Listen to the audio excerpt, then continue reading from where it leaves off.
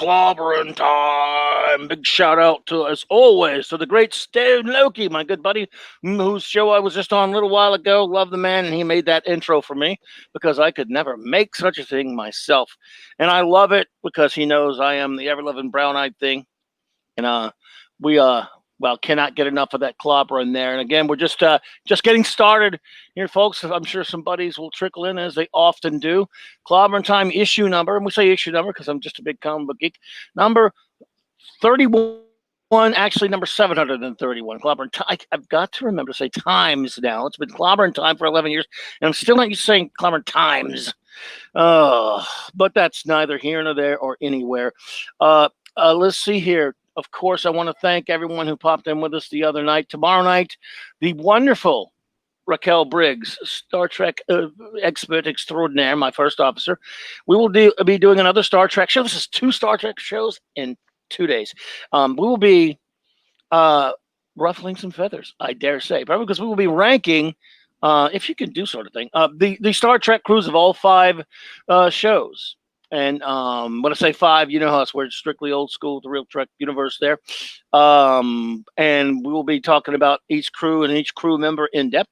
Last week we did 4 hours talking about, of course, what did we talk about? It was Star Trek, of course. Duh. We talked about our 5 favorite episodes of each 5 of the series. Lots of fun. She is a wonderful lady. That was the first time we'd ever got to hang out, and I cannot wait to see her again. Raquel, I love you. You were wonderful, and I'm looking, and she will probably pop in here and say hi later in the chat, I'm sure. But tonight, again, like I said, we're talking some Trek, and we're mixing it with comics because, as I said, not in the not too distant future, not next Sunday AD, but soon. In November, I will be covering the history of Star Trek comics. Going to be going in depth because, as you all know, Star Trek has been in comic book form, well, since the series was on the air, the original series in the 60s. And I'm going to be covering the whole history of it. And but until then, we're going to talk about a specific and a newly approaching Star Trek comic. It is called, and here's a picture of it, it is called Star Trek Voyager 7's Reckoning. And this is a lovely cover. This is one of 2 covers here. And we have the writer of that series with us tonight. And without further ado, as they say, Mr. Dave, if I may call you Dave, Baker. Yeah, thanks for having me. Thanks for taking the time to talk about some Voyager comic books. I'm excited to get into the nitty-gritty. Nice, because you know what? As I was saying, a bit of how there have been so many Star Trek comics, as I'm sure you know, there haven't been a whole hell of a lot of Voyager comics. There've been some, don't get me wrong. Obviously, you know that. Yeah. But not, but for the first, 30, 40 years or so, there was original series comics and there was Next Generation comics. And then the market kind of dried up a bit. You started getting a few here and there when DC had stopped doing comics for a while. And then there was, then Marvel picked it up again and did some Voyagers. And then later, I think Malibu had it for a while, but IDW has done some. I don't know how familiar you are with all those yourself, but they've done some. But still, there hasn't been a whole hell of a lot. But way more than they've done of Enterprise. They did none of that.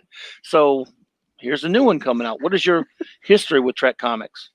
I'm a huge comic book reader. Love Star Trek. Obviously, it's one of the pinnacle things in my life is Trek. I wish that I sometimes wasn't as obsessed with it because it's just. You're a Star Trek nerd. You know how sometimes being a Star Trek nerd it can be a burden sometimes. Yes.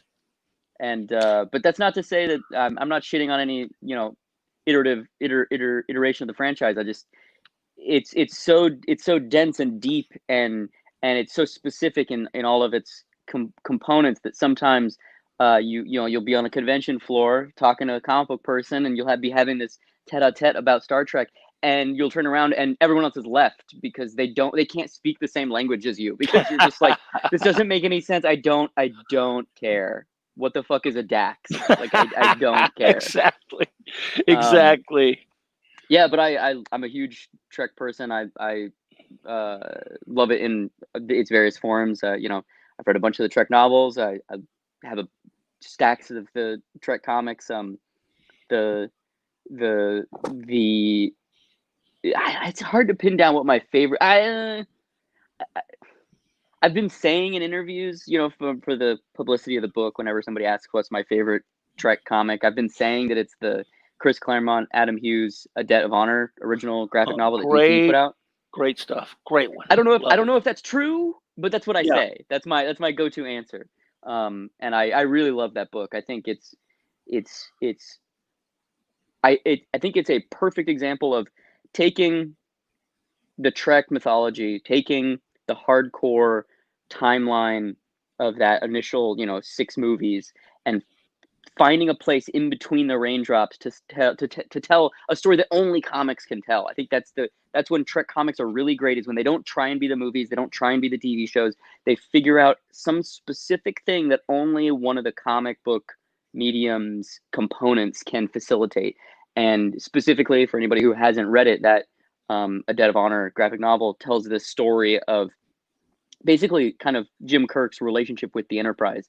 It's him kind of meditating on the Enterprise and what it has meant to him in between the 3rd and 4th movie after the Enterprise has been destroyed. And it tells us this story of his relationship with the ship through time. It's like 50 years. And because of that, you see both him and the other cast members aging, and you know, they start when they're like 17, and you see him and Spock meeting, and then you go to them in their 20s and then their 30s and 40s and 50s and 60s, and it's great because that could never happen in a movie. Like the Trek movies take place over very small periods of time, unfortunately. Right. Sometimes, like I think Nemesis is a perfect example of that. Movie would be great if they just made the scale, if they told the same story, but they made the time scale of the movie take place over like a year, and it turned into this Yeah. big war where what's his name, Shinjan, what's his Shinzon. Yes. Shinzon Shinzon. Jesus by the Christ. seashore. Yeah, exactly. But if they had him like commanding an army and really kind of like proving that he was an intellectual strategic genius in the way that Picard was, because but without Picard's moral compass, I think honestly you could probably have the same scenes in that movie with just little tweaks to them, and that movie would be great. Like he's such a great idea for a villain that he just kind of gets glossed over. That's why it's a good. What you just said is excellent, because it's a good example of something I've always said. I mean, don't get me wrong, I like some of the films, but Star Trek's a TV show, and it works. Its format for a TV show, even a good film like Wrath of Khan, whichever one you like the most, it is still, it's a square peg round hole thing. When it comes to the original or any of the other series, they just work better in the shorter format, 20 some odd episode seasons. For me personally, I mean, not that a movie's better than nothing, but I'd rather a series any day. Well, that's kind of what's interesting. Yeah, no, I completely agree that I think it does work better as a TV show, but I think that there's interesting components in the movie, in the various movie versions too. Like the thing that's so interesting to me about the original 6 movies is, and honestly, really the trilogy of 2 through 6, that arc of them treating those movies like a mini TV show and kind of bringing back the same creative people every time, and kind of, you know, having, what's his name, Howard Gordon, the guy who produced and wrote a bunch of those ones. Harv Bennett. I'm blanking on Howard Bennett. Howard Bennett. Thank you. Thank you very much. Thank you. Oh, Harv Bennett. Met him once. Harv Bennett was a nice man. I like him. Yeah, like Harv Bennett was, he I don't know if I always loved all of his creative decisions in terms of, you know, obviously he was a TV producer, which is why they got him. And he liked those bookends, you know, where you open the movie with something happening and then the movie happens and then you close it with the same scene, but just twisted. Like, I get that that's his kind of like 1970s TV training. And I think in some of the movies it works really good, or really well, but other times maybe not so much. But I think that that's an interesting approach though. Like I kind of wish that they would, you know, for the various, because, you know, right now all the Trek movies are kind of on pause because Secret Hideout is doing all these TV shows, which is great. It's awesome. Make more shows. Awesome. Great. I love it. But I feel like whenever you're a Trek fan, you're always going, oh, but the other thing too. Even when like the J.J. Abrams movies were coming out and they were successful and Trek was everywhere and that was cool. And then you were like, yeah, but it's really a TV show. Like they're only action adventure movies when they're on the big screen. So like, really wish we could get like this cast is so awesome. I wish they would do a show as well. And then now that all the shows are here, now at least I know I'm like, oh, but I missed the Kelvin cast. Like, can't we just get a Kelvin movie too? Can't we just have all the Trek all the time? Yeah, I hear absolutely that. I just think it should be a show. But for me, after 2005, nothing counts. So it's tougher for me because I've had to accept the death of something I love. But if you're someone who's expanded that way, yeah, I see what you're saying. But yeah, for me, it doesn't Yeah, count. But look, I mean, no to judgment. each their People own. can To like each whatever their they own. like. To me, none of that's Yeah. real Trek. But I hear what I you're mean, saying. but I mean, can you expand on that? Like, what's your? Is it just Well, because it's a little bit more actiony and a little bit more no, popcorn? no, not that. First of all, I believe now again, I'm one of those weirdos who loves Enterprise, even though I will Mm, also, two things will be true at the same time. It probably wasn't a very good idea to do a prequel. mm, Nevertheless, I really like the show. And I preface with that for a reason. When it comes to the Jar Jar Abrams movies, he put, I think a remake is antithetical to what Star Trek is about. I believe go forward. Don't do a prequel. Now, you've already done that, and don't remake the original series. Give me a TV show and go beyond Picard's time. And mm. don't do things that go back into the canon. It didn't work well for Enterprise, but it was still had the heart of Star Trek. But yes, part of what you're saying, yes, just making it all action, and they kind of they dumbed down Star Trek that doesn't have any of the intelligence or the heart or the philosophy. It was a shoot 'em up. It was action stuff. They were aiming it at the Fast and Furious crowd. And as those films went on, the first one made money, second one didn't make as much, and the third one did not make money. Neither here nor there. But then they keep making these other ones that are set in older canon stuff. They do what they did to Picard, which I actually sat through. And I love the character. I think they ruined the character. So I just don't think these people really understand or know how to write Star Trek. Again, like you said, to each their own. Everyone's Yeah. different on that. So that's one of the things I love about being a geek. We were talking a little bit earlier about just being a fan geek. You have inside your head your own personal head canon, whether it's comic books, whether it's Star Trek, Doctor Who, whatever. If you decide, look, that's not for me, that's not the iteration I want, then you do it. I mean, you go, and again, I don't stop anyone else. I just give my opinions on it. Yeah, But totally. yeah, and again, so again, I'm a firm believer. Like this is cliche, but like what you like. But for me, I don't consider that stuff as Star Trek. And I know many people that do, and Yeah. it's sad because you go, I'm never going to get mine back. But that's I mean, kind I of don't part know, of man. life That too. that that that Strange New World show sounds like it's exactly what you're asking for. Like that show. I mean, other than the prequel aspect of examining Pike and all that stuff. Yeah, it's the same I mean, people though. I'm not Yeah, trying to no, that's convert you. cool. I'm just saying, like, No, I hear you. there are, yeah. It's the I'm same not trying to people convert you. I doing get it. it.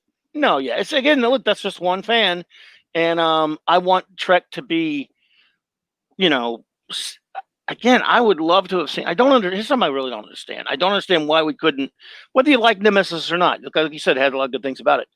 Yeah. Move from there. I mean, I wouldn't if it had been 10, 20 years into the future, and it would have been, about another starship or something like that, like a TV series. Yeah, I I mean, would they have been tried to do that, interested right? in that. And There was the Bryan Singer show, Starship Federation, that yeah, or yeah, Star Trek Federation, whatever, the one that was Kirk's grandson way in the future, and it was like an right, Iraq allegory. That one got like yeah, supposedly got like that close to getting made. yeah. I hear you. Which I hear you, I man. thought that idea was really cool, but obviously it never happened either. Yeah, The question that I always had was like from that Berman era, which I really like most of the stuff, even the bad movies from that time period. Which a lot of those, yeah, there's a lot of derision in a certain component of Trek fandom that really hate the J.J. Abrams stuff, and that's fine. They can hate it. Like, okay, yeah. I You're like. looking at the leader right here of that party. Okay, fair enough. Yeah. I'm not trying to call anybody out. No, I'm no, just of pointing out course that not, man. there is a component of people that don't like them, and that's cool. Same thing Right. you just said. To each their own. But the funniest part about that to me is that the J.J. Abrams movies are kind of the platonic ideal of the Berman Next Generation movies, where the Berman Next Generation movies, they were trying to be action adventure movies. They were trying to reinvent the mold and kind of gear shift away from the philosophical stuff into action adventure stuff. Which, did they succeed? I don't know. Some of them were okay and some of them weren't as successful. First one made money. I mean, if your metric is did it do well, and that is a business. It is a business. It is a First one did business. well. Yeah. The Second first one one did well, didn't. and No, go I ahead. really love First Contact. I think First Contact's a great movie. But Yeah. it is kind of what we're talking about, where like First Contact is kind of one of those J.J. Abrams movies, but it has a completely different position within the fan base because so many people had an allegiance to those people because of the goodwill from Next Generation, Voyager, and DS9. Very good point. Where it almost makes you wonder, like, would the Abrams stuff have been better received if they started with like a limited series or a TV show that was kind of like we're talking about, philosophical, and kind of asked those questions and then did what they did? Well, I don't know. He came out, quite honestly, I must give it to him, and said, I don't like Star Trek. I never cared for it. I never got it. He said, actually said the words, I never understood it. And I'm like, whoa, call me crazy. It's perfectly fine if you're not into something like we just talked about. You're either into something you're not, and that's cool. But if you tell me on the one hand, this is a guy that doesn't have any really love for something, he doesn't understand. His friends liked it. He didn't get it. He was bored with it. He liked Star Wars. And I'm thinking that's another argument right there. But fine. But I don't want a guy like that running Star Trek. Call me. That's not Harv Bennett. Take Harv Bennett, Nicholas Meyer. Those guys had not known much about Star Trek when they got the Wrath of Khan gig. Yeah. Harv Bennett had been around, and he had he'd done the $6 Million Man was his. Nicholas Meyer had wrote a book that a lot of us Sherlock Holmes fans were pretty angry about, called The 7% Solution, and then he wrote the film that they did. Greetings, Mando, Eastland, Doug. Good to see you there, my friends. And but they said, well, look, we better learn. I mean, again, that's what I loved about those. And I have a lot of problems with Nicholas Meyers in a lot of ways, but I think he's a very good director. And he said, he went and watched every episode of the original series. And so did Harv Bennett. So educate yourself on if you're going to be doing it. Abrams never did that. He just said, they threw a lot of money at him. He said, I can make it my Star Wars demo reel. And again, a lot of people like it. You never get an insult from me if you like it. I mean, my friends, we pick on each other. Sure. Sure. But nothing but love for anybody out there. I've always been about, choosing what you're into. Personally, for me, when you remake those characters, I don't really want to see anyone else playing them, to be perfectly honest. I love that cast so much. I just soon see, like, let's say, for example, he made Star Trek, but it was something else with new characters, not Kirk, Spock, McCoy, and all those people. I may not have liked it, but I think I would have respected it a little bit more. Yeah. And go, okay, there's something new. They're different. But remake is antithetical to Star Trek for me because it's about going backwards. Remakes are about going backwards. Whereas Star Trek's always, the whole core of it is going forwards. Which is funny too, because that 2009 movie is based on a Harv Bennett idea. Like, it's based on his whole show. Let's show the origin of Kirk and Spock and all those guys getting together. Based on that unmade movie. I remember that. The Starfleet Academy film. Yeah. But again, like I said, I started my channel in 2009 to go after that film, and I did. By the way, I always have people who disagree on, and hey, we would talk to each other, have fun about it. And it's just because I cannot lie to you, it makes me sad in my soul to see what has happened to Star Trek on a personal level, because I really love it so much that I wanted it to be a certain thing. No, I totally understand that, man. I mean, and look, if you're not vibing with the new Star Trek, you're not vibing with the new Star Trek, and there's a certain point where you just kind of can't keep fighting it, and then you kind of have to just go, like you're saying, when you're just man. I guess it's just not for me. Which is, there's components about the new stuff that doesn't really work for me, but I'm kind of one of those people who, it's always interesting to me when these long running franchises, regardless of if I think they're necessarily always successful, when they just keep making stuff. I'm always interested in that kind of like long tail, like ebb and flow, like James Bond. Like, you can tell a lot about our culture based on what was being made and how the Broccoli's saw James Bond. You know what I mean? Yeah, and I love big Bond fan. Yeah. Yeah, same. Yeah, massive Bond fan. And so it's always interesting to me on that level, kind of almost like anthropologically, like what the various iterations of these franchises say about us. I mean, I think Enterprise is a perfect example where Enterprise has some of these kind of neoconservative undertones of like reacting to 9/11 and like reacting to the idea of, torture as an acceptable means of extracting intelligence, which is when you want to talk about an idea that's antithetical to Star Trek, that's the antithetical idea. That I It mean, was. and you know what your mileage on Enterprise, you know, it may vary. I know there are people that love it, there are people that despise it, and all Yes. shades in between. And so, you know, it's always fascinating to me. Like, you know, DS9, same way. You know, that when it first came out was very maligned by the fan base because they thought it was too dark Yes. and steering away from Roddenberry's dream. And you Yeah. know, He would there's not have approved of Deep Space Nine. That's for sure. He didn't approve of it. What little I he knew about it absolutely, going out. yep, So, yeah, and I love the absolutely, guy, but nobody's perfect. And that's a wonderful show. And I don't blame him. I understand that. Yeah. But like, for example, when you mentioned that thing about Enterprise, that's a good point. It was during this indie arc when some of the things Archer did. But see, Star Trek does that. It also puts uncomfortable ideas in there and deals with them. So Archer felt horrible about that stuff that he did, and it really damaged him as an individual. So it wasn't done for nihilism reasons. It was done to talk about, humans are very flawed and fallible at that point, especially still are yeah, even in the 24th century. And so yeah, you should do that with Star Trek. For example, yeah, they don't get politically specific. They become. I always said Star Trek isn't necessarily political all the time at its best. Sometimes they do it, but it's at its best, in my opinion, when it's philosophical and throwing mm-hmm. questions out there, and not really like the Orville does that fairly well. And doing that with Star Trek, that's at its best for me. Yeah. When they make you uncomfortable. Last week, when the wonderful Raquel was on, we were talking about Enterprise episodes. I don't know how familiar you are with them. One she picked on her list, I wanted to put it on my 5, but it makes me so uncomfortable. It's a brilliant episode called The Cogenitor. I don't know if you're familiar with it.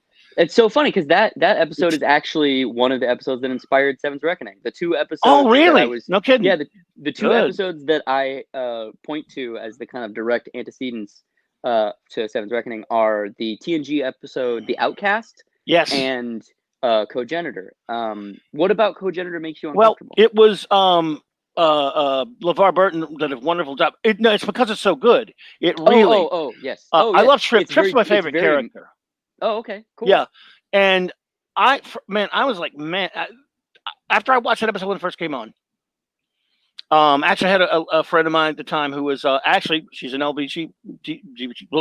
Said it wrong because I'm old. But anyway, she was with me at the time we watched it. Just happened to be watching, not because for any particular reason. Just it was on that night. Yeah, sure. Yeah. That episode is brilliant, but it is disturbing because, as I'm not without spoiling it. You know how it ends. Yes. And that ending and what Trip did and and Archer just rips him to pieces. For 2 weeks after that, I'm watching. I because it didn't really do a soap opera type of an art type of thing on that show. The next week they just didn't talk about it. Right. But he was pissed off at Trip. Yeah. And I thought, does this damage Archer and Trip? And it didn't, which is fine. But it lingered with me for the next couple of episodes and was toward the end of that second season. And that episode is so good. But sometimes when I watch it, I mean, it is. And that's, by the way, that's a compliment, not an insult. I'm complimenting on how brilliant it is. It truly is. That one, another one she picked, Dear Doctor. Both of those are so great and they're so disturbing. What goes on in those stories. That's what Trek is at its best. Is Dear Doctor the one with Sim? What's the one with Sim? No, that's Similitude. That made both of our lists. Oh, yeah. Yeah. Brilliant. Dear Doctor is the one. Go ahead. No, I was just going to say that the Sim is, I feel like, the biggest miss in all of Enterprise. I feel like it's the best 3/4 of an episode, and then the end, I just wish that they had let Trip stay dead and kept Sim for the rest of the show. I feel like that would have been so interesting and so ballsy and so kind of like noisy. Yes. You know what I mean? It would have been interesting, but of course he needed Trip because would Sim have all the same exact knowledge of the ship, and he needed him. Remember, that's one of the wonderful things about the episode when they're putting the moral dilemma before. I think it was Phlox into Paul saying, "You're about to kill somebody. You're going to murder him." And he said, in some other situation it might be different, but Earth is counting on Enterprise. Earth needs Enterprise, and Enterprise needs Trip, and even Trip. And it was right, but in another circumstance he might have thought differently about it. So I don't know, but. Would Trip have been, or excuse me, Sim have been able to do what Trip does? That's a good question. I mean, I think that's, from my perspective, I think that's almost more interesting if he can't. Like if he has pieces of the bits of knowledge, and then the moral conundrum is like, can we do this? Should we do this? Will we do this? Yeah. And then you take it away from them and you just make them like, basically imagine how depressing it would be if they chose to Yes. save Trip and then something goes wrong, whatever plot mechanic He happens. dies. Yeah. He dies, and then they're stuck with Sim, and Sim knows that they chose Trip over him, and that he might not be able to do everything they need. So everyone's both counting on him, and he's resentful against everybody. Like, that seems like a really, like, you could milk some drama out of that. You know? I think you got your next alternative universe comic there, man. And if only Yeah, IDW would do an Enterprise comic, they don't want to do one. But if you do, your secret's safe with me. We'll keep it under wraps because that is a fascinating idea, and that's why you're a writer. For better or for worse, right? I mean, it's in some ways, you know, getting to the book, it's kind of a lifelong dream come true to be able to work on Trek, because the conversation you were having with me, you know, the tete-a-tete of like, oh, wasn't this great? And wouldn't it be cool if they did that? And why have they never done? That's what is so kind of emotionally fulfilling about writing this Trek book, because, you know, in the hierarchy of comics, you know, Star Trek is always kind of over in this weird little corner where only Star Trek people read the Star Trek comics. They don't really have tendrils into the other, you know, sub genres of comic book reader. True. Probably true. But, yes. But I love Star Trek comics, and I specifically love stuff that's like this, where you can tell that the writer has been thinking about whatever the given character or whatever the given story is, and they're kind of like, God, I just wish Star Trek would go in this direction or whatever it is. And that's kind of my approach to this. You know, when I got asked if I wanted to pitch, I was ecstatic. I was like, of course I want to pitch. I love Voyager. My favorite Trek character in the whole universe of Trek is Tuvok. So, you know, I was really excited to hopefully get to write some Tuvok dialogue. Nice. By the way, your Sim ideas is a hit, by the way. Oh, nice. We'll keep a lid on it in case he wants to put it in the story one day, folks, of course. Now. Yeah. If IDW, I hate to break it to people who are stands for Enterprise, but I don't see that happening anytime soon. No. And they never have. I think they put them, I don't think they haven't ever had a whole comic. I think they had like one, they may have been in one of the short story books or whatever, because IDW has done really the best Trek ever, in my opinion, as far as consistently as a company doing Trek. There've been a lot of really good ones, and I really have enjoyed a lot of them. I'm getting Star Trek Year 5 right now. Oh yeah. And they do a DS9 book right now, and you have this one coming out. This is coming out when, by the way? This book comes out November 11th. Okay. Yeah. Okay. And it is probably, so it's already been solicited through previous. Yeah. And it was fascinating. Again, of course, it was only the first issue. There's something interesting about Star Trek comics.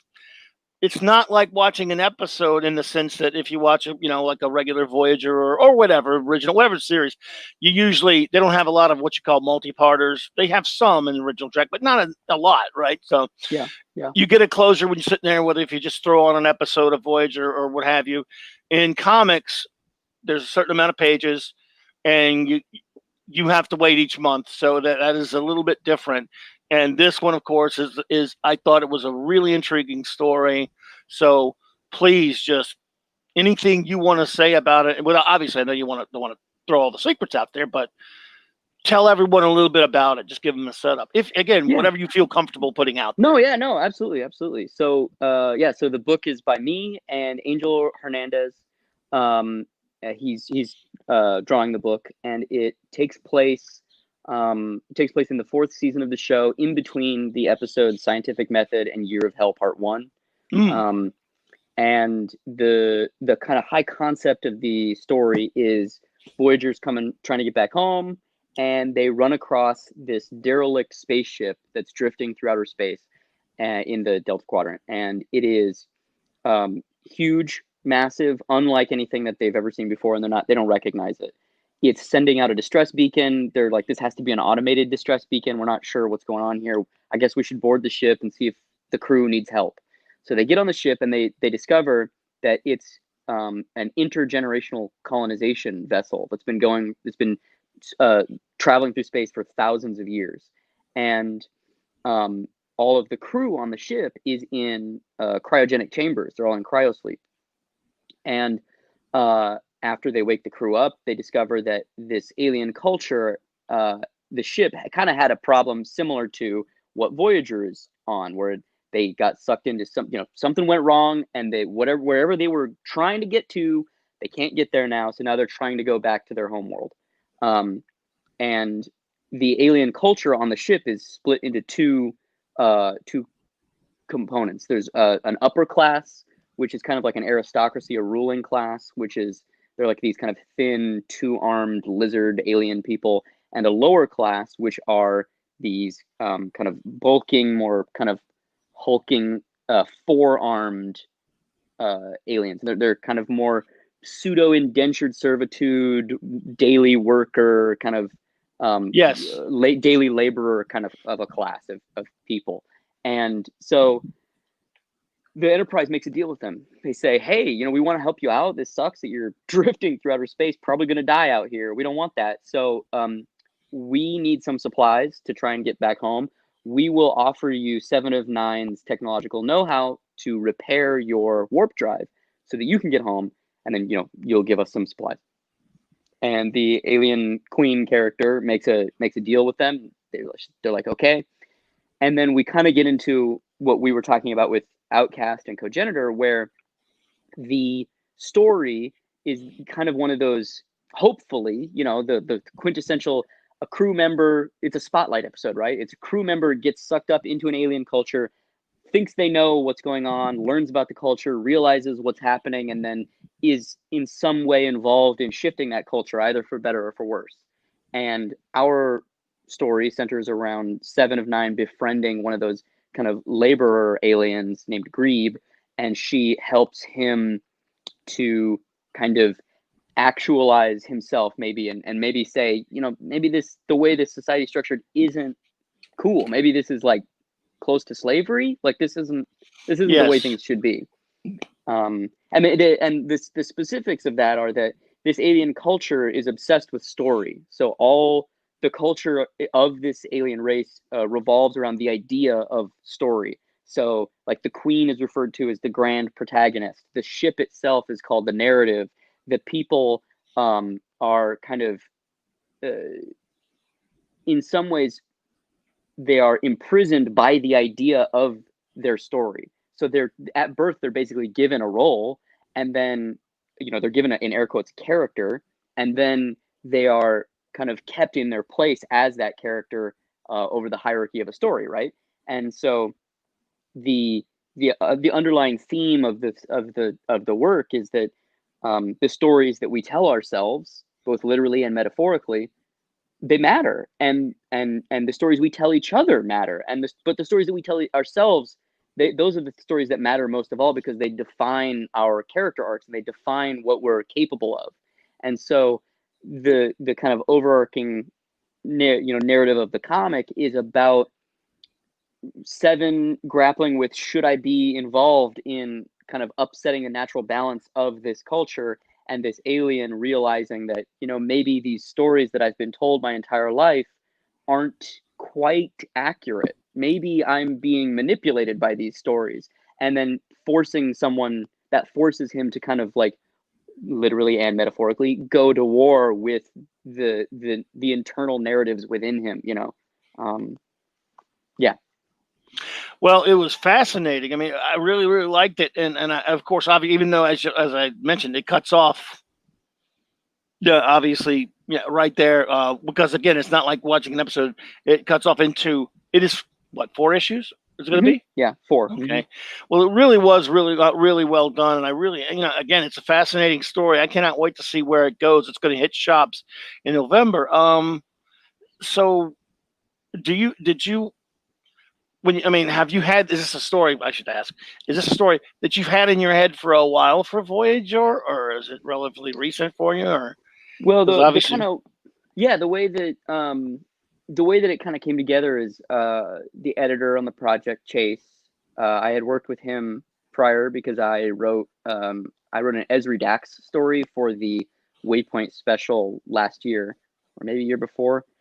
I kind of don't Oh. remember. Time doesn't mean anything anymore, so I kind of don't remember when anything happened. Oh, I got you. There was a Star Trek Waypoint special, which, if you're unfamiliar, the Waypoint specials are basically these kind of like small anthology, short stories Yes. or little snippets of the characters. I have a from the few of Star Trek those, universe. but I don't have the one you're talking about. Now I'm gonna have to go find that one. Yeah, it's a really solid issue. And I think it was either 2018 or 2019. I'm not sure which one. I don't remember. But the story that I had written for my partner Nicole Gu to draw, we're both big DS9 fans, and specifically Ezri Dax. So we pitched the idea of doing an Ezri Dax story, and from there, that one got picked, and we made the short story, for that anthology. And for this, Chase had reached out and was like, "Hey, do you want to write a Voyager miniseries?" The restraints are we need it to be within the original run of the show.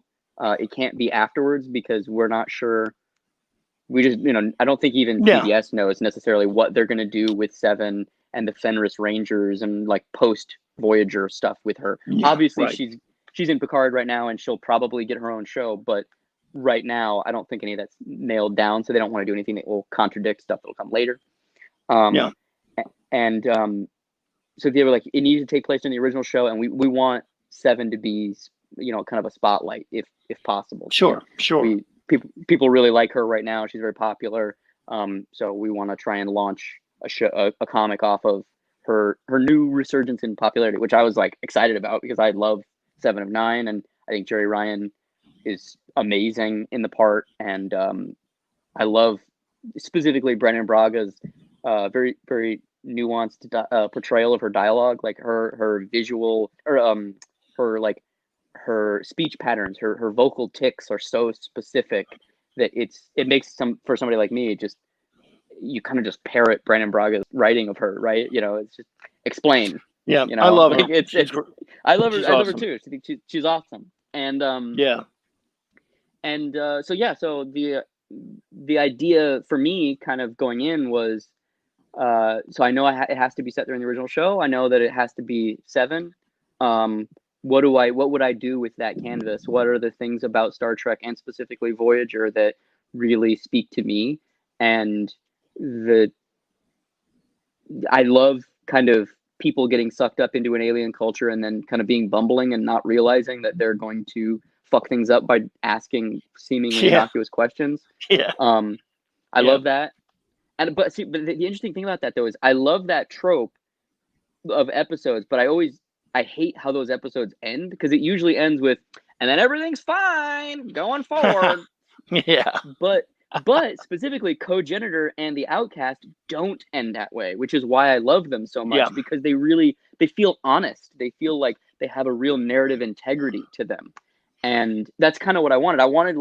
I wanted to make the best Star Trek comic that I personally could make. I wanted to just swing for the fences.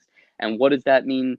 Well, to me, it means asking probing philosophical questions. It means, trying to really nail the characters and depict them like they were in the show, but also add little nuances that we never got the time for in the show. Like specifically, it's always interesting to me that, like I said, Tuvok is my favorite Star Trek character, period. Mm-hmm. And when Seven of Nine shows up, he kind of gets sidelined because their characters are kind of similar. They're both stoic. Yes. They kind of have a sense of humor, but they don't. They're very, emotionally removed. And the idea that you could have a story where Tuvok and Seven of Nine kind of bond over a lack of emotion, I think is a really interesting idea. And that's not necessarily what this is, but there's definitely probably more Tuvok than another writer would have put in there, because specifically I was like, I want to hit those Tuvok and Seven notes, because I feel like Tim Russ and Jerry Ryan, if given the right kind of concerto, could have made some great music together. I feel like there's such an interesting frequency where you have these two people who are almost like out dry humoring each other almost. Good way to put it. Yes. Yeah, That's the question. and that I don't necessarily think the show ever kind of was interested in that. I think they were more interested in Janeway and Seven's relationship, which is cool. I like that relationship too. Yeah. Um, and so, that those were all the kind of like the soup of ideas that were kind of floating around while I was coming up with the idea of like what the ultimate thing would be. And I think the main thing for me that kind of clicked onto place was the idea, that like little log line that I said of like, the stories that we tell matter, and the stories we tell ourselves matter most of all. Like I feel like that's the emotional core of it, and something I deeply believe. Like I think in this case, the human spirit can be buoyed by internal affirmation, more so than anything else. I really think that willpower and self-belief and self-confidence are something that is, they're ideas that can really take you far, and they can really, and maybe that's just me buying into the myth of American exceptionalism, but I genuinely believe that if you are somebody who has a dream and you work hard enough and you go out and pursue it, that you can make that happen. And that's kind of the underlying metatextual commentary of this story, right? It's the idea that these people have been told that they're worthless, and so they've accepted that and they've internalized it. And it takes an immense amount of hubris for one person to say, "No, I matter. I exist, and I'm here. I will not go quietly into the night." Like that. I Sure. really, I think that is, not to be cheesy, but I think that that's important. And I think today more than ever, stories like this, specifically told through the lens of Star Trek, which is a very progressive, ideologically hopeful storytelling medium, or a platform. I feel like that's the importance of that just can't be understated. Like, we're in a very bad place politically, and Star Trek reminds us that if we just keep fighting, things will get better. And I think that's important. It's one of the things that a lot of us go to Star Trek for, is to be, you know, certainly enlightened and certainly, I mean, yes, entertained, absolutely, but to Mhm. feel better about ourselves as a species. Star Trek should do that. That's what it's supposed to do. That's why I don't think, that's why I feel the way I do about the things with Star Trek name on it that don't do that. And all of them, even in the darkest episodes, that's what Star Trek always does to me. Like in an episode like Cogenitor. Yes, it's disturbing, but I mean that in the best possible sense. And it's that's not too many shows can do that the same way, because you do actually, and sometimes you need a science fiction setting to tell certain types of stories. So yes, I'm totally with you right there, and that is what Star Trek should do. It should make you think, should make you feel. You should be able to watch a lighthearted episode and you'll get something out of that, but a brutal one like that as well is Mhm. important. I really loved what you were doing with it, especially towards the end. Without spoiling the first issue, by the way, with that character that character that she befriends. And am I weird because the first thing when I see the four arms, I think the Martians from John Carter, of course. But Yeah, yeah, I think of Tars Tarkus, but I'm a big John Carter fanatic. But yeah, so yeah, yeah, I thought that was cool though, and I like that. I really started connecting with that character. I yeah. really I like mean, him. I think that I think that they're, well, one, I just love four-armed things in general. Like I Well, really, yeah, well, you can never have I too many of those. they're really, there's something about like the dual appendages. I it's something, I'm a cartoonist too. I draw my own comics, and that's something I end up drawing a lot, is just like four-armed robots and shit, because I don't know what it is. I don't know what it is about four arms, but they're just cool. They're really cool to me. um Maybe Yeah. it's like a subconscious thing where I'm like, if I had four arms, I could draw so many comics. Yes, indeed. You could draw and ink your own comics. Yeah, yeah. Eastland Burkholder. Yeah, thank you. I'm so glad you're here, Eastland. Thank you, sir. He's really enjoying the interview and says agree and beyond that you said. Well, I'm sorry that he said. What happened is not what it means. What it means is the important part of a human. I am the person who does this or someone. Well, not that, well, he was probably speaking to something you were saying earlier. Thank you so Right. much. That was me messing Yeah. that up, Eastland. But I'm dyslexic. So Yeah. I think, there's, eh, I also wanted though to be clear, like I think sometimes when Trek is maybe not as well handled, there's 50 years of it, so there's periods where it's Sure. not as nimble. Oh yeah. And even some of the original series stuff where like there's episodes in that original series that are amazing. They're some of the best high commercial art that's ever been produced. City on the Edge of Agreed. Forever is amazing. Like Yep. it's so good. And then you have other episodes like Spock's Brain, which I like, but Spock's Brain is not high art. Oh boy. You know? Oh my. No, it is not. And it's, oh boy. Then the children shall lead. Oh boy. Yeah, it's just Oh, it is what it man. is. Like I The get Mark it. of It's Gideon. a deadline. It's a deadline based medium.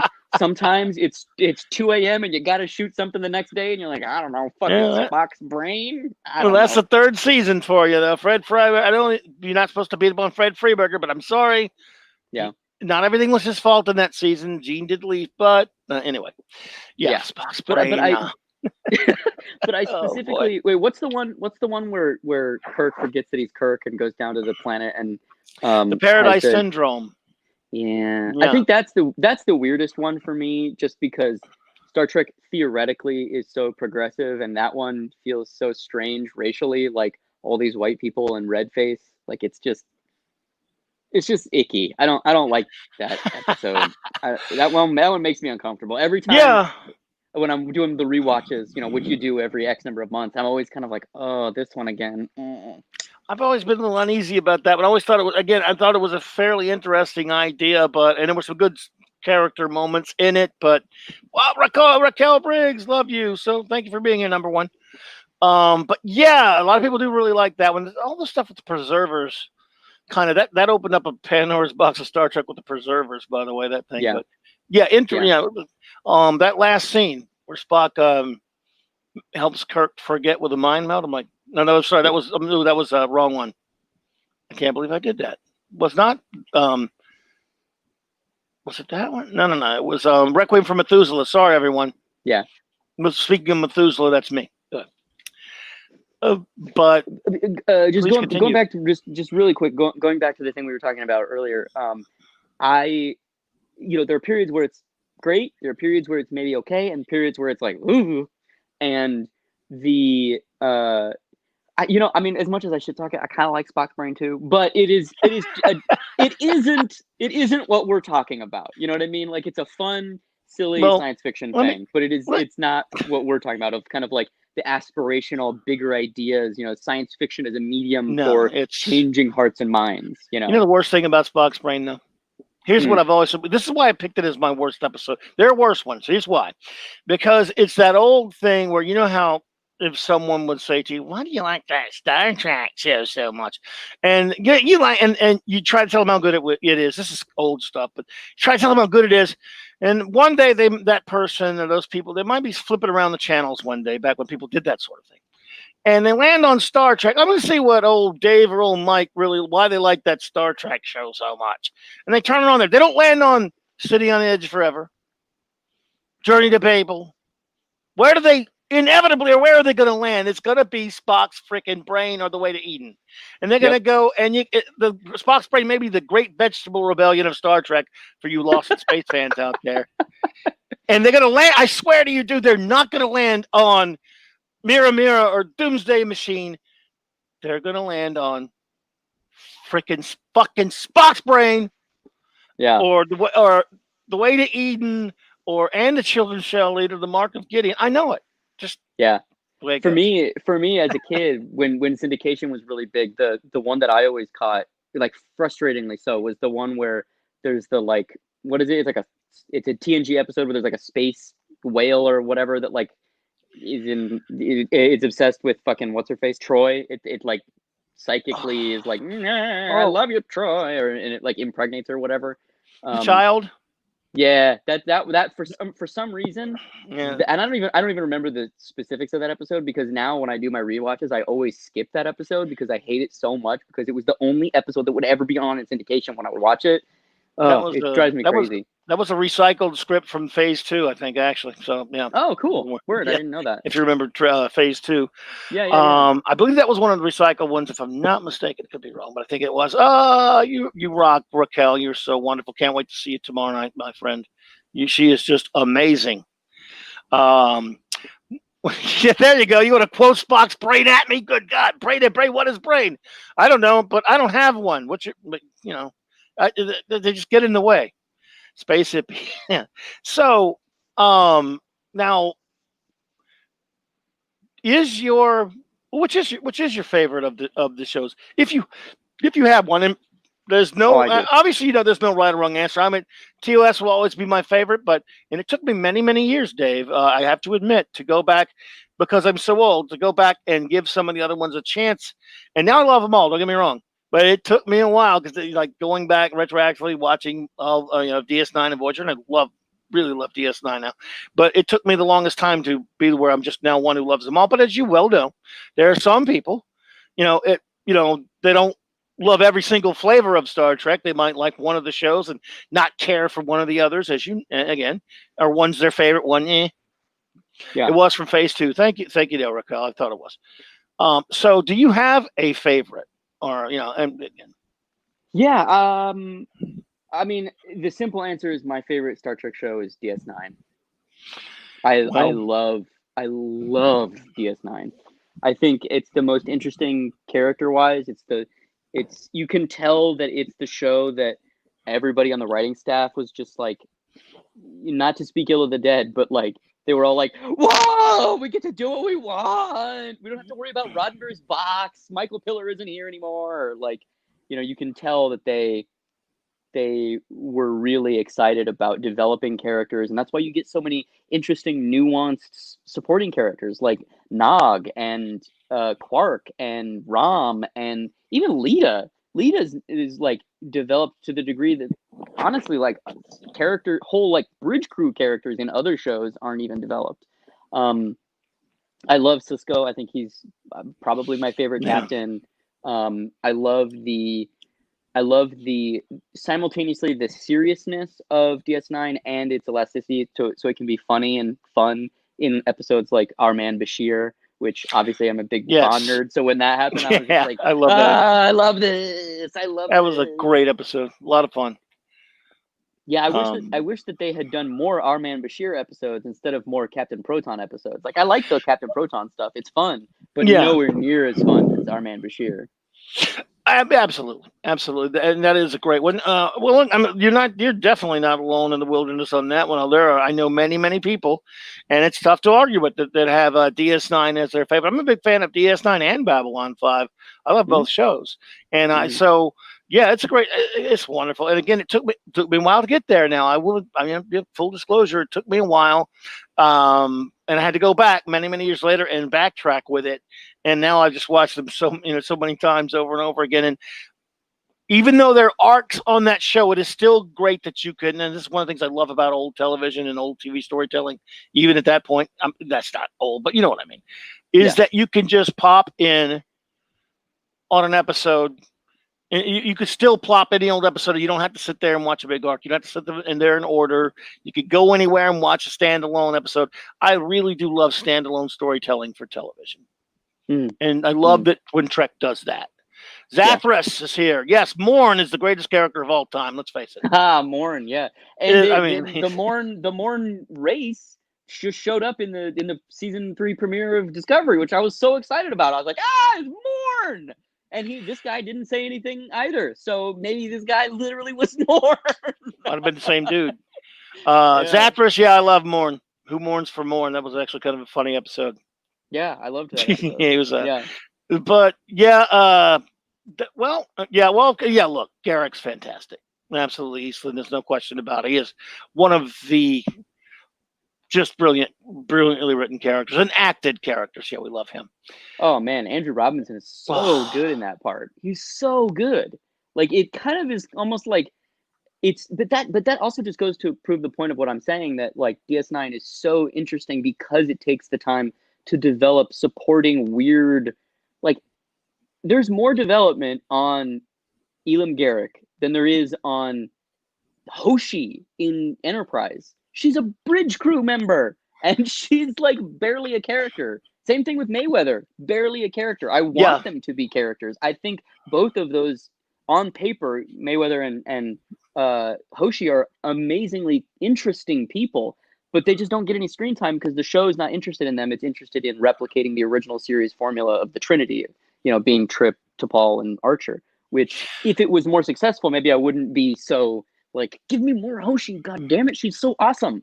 I love, look, absolutely. I really do like them anyway, but I cannot argue with that. They could have done so much more with both of them. I really like the actor, the kid that plays, I'm forgetting his name. Anthony Montgomery, I believe, plays Travis. I love Travis. I still like him, but you're right. They could have done way more. And Hoshi, love her, but they could have done more. I think they did do a good bit with Reed. I think they did a great job with him. Malcolm Reed is a very fun, very good character. And everyone says that. It's true, Zapdos. Mayweather, I wouldn't say no character development, but limited, and could have been way more. Yeah, I can't. Especially just considering the thing that's so fascinating about his character is that he comes from the the space family, space trucker family, space people. Like, that's right. He's not born on Earth. He has this.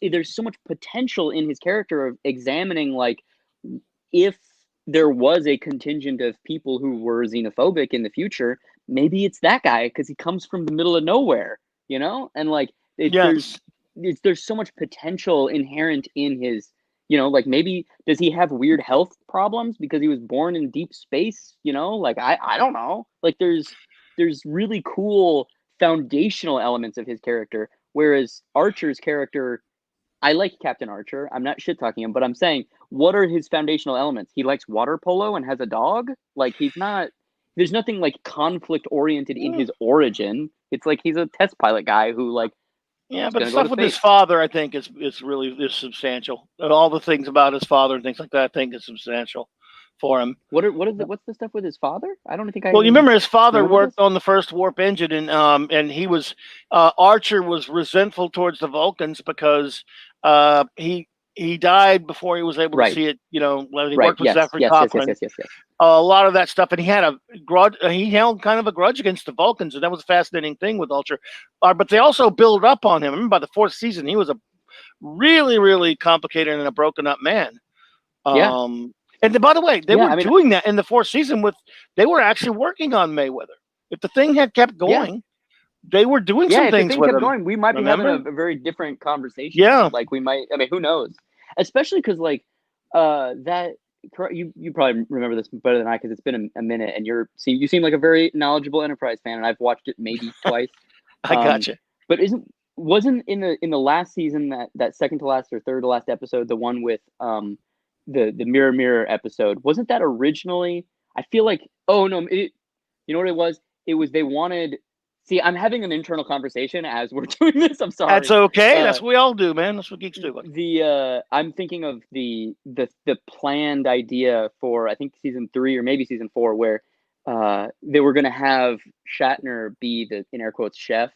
And then he came back and pitched, no, I want to come back and be Mirror Universe Kirk, and I want to be the big bad for the entire season.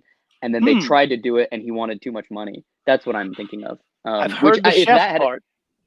Yeah, go ahead. I'm sorry. It's in if you haven't read it, it's in Mark A. Altman's the 50-year mission, the first 25 years, the first book. Oh, I like Mark Altman. Yeah. Oh, cool. Yeah, it's a really interesting story. Nice. I feel like if that had happened, the legacy of Enterprise would be completely different. I feel like it would have had a very, even if it still went off the air when it did, even if it still kind of got its neck broken by CBS. Yeah, I still feel like even today, like, there are people who like Enterprise, like yourself.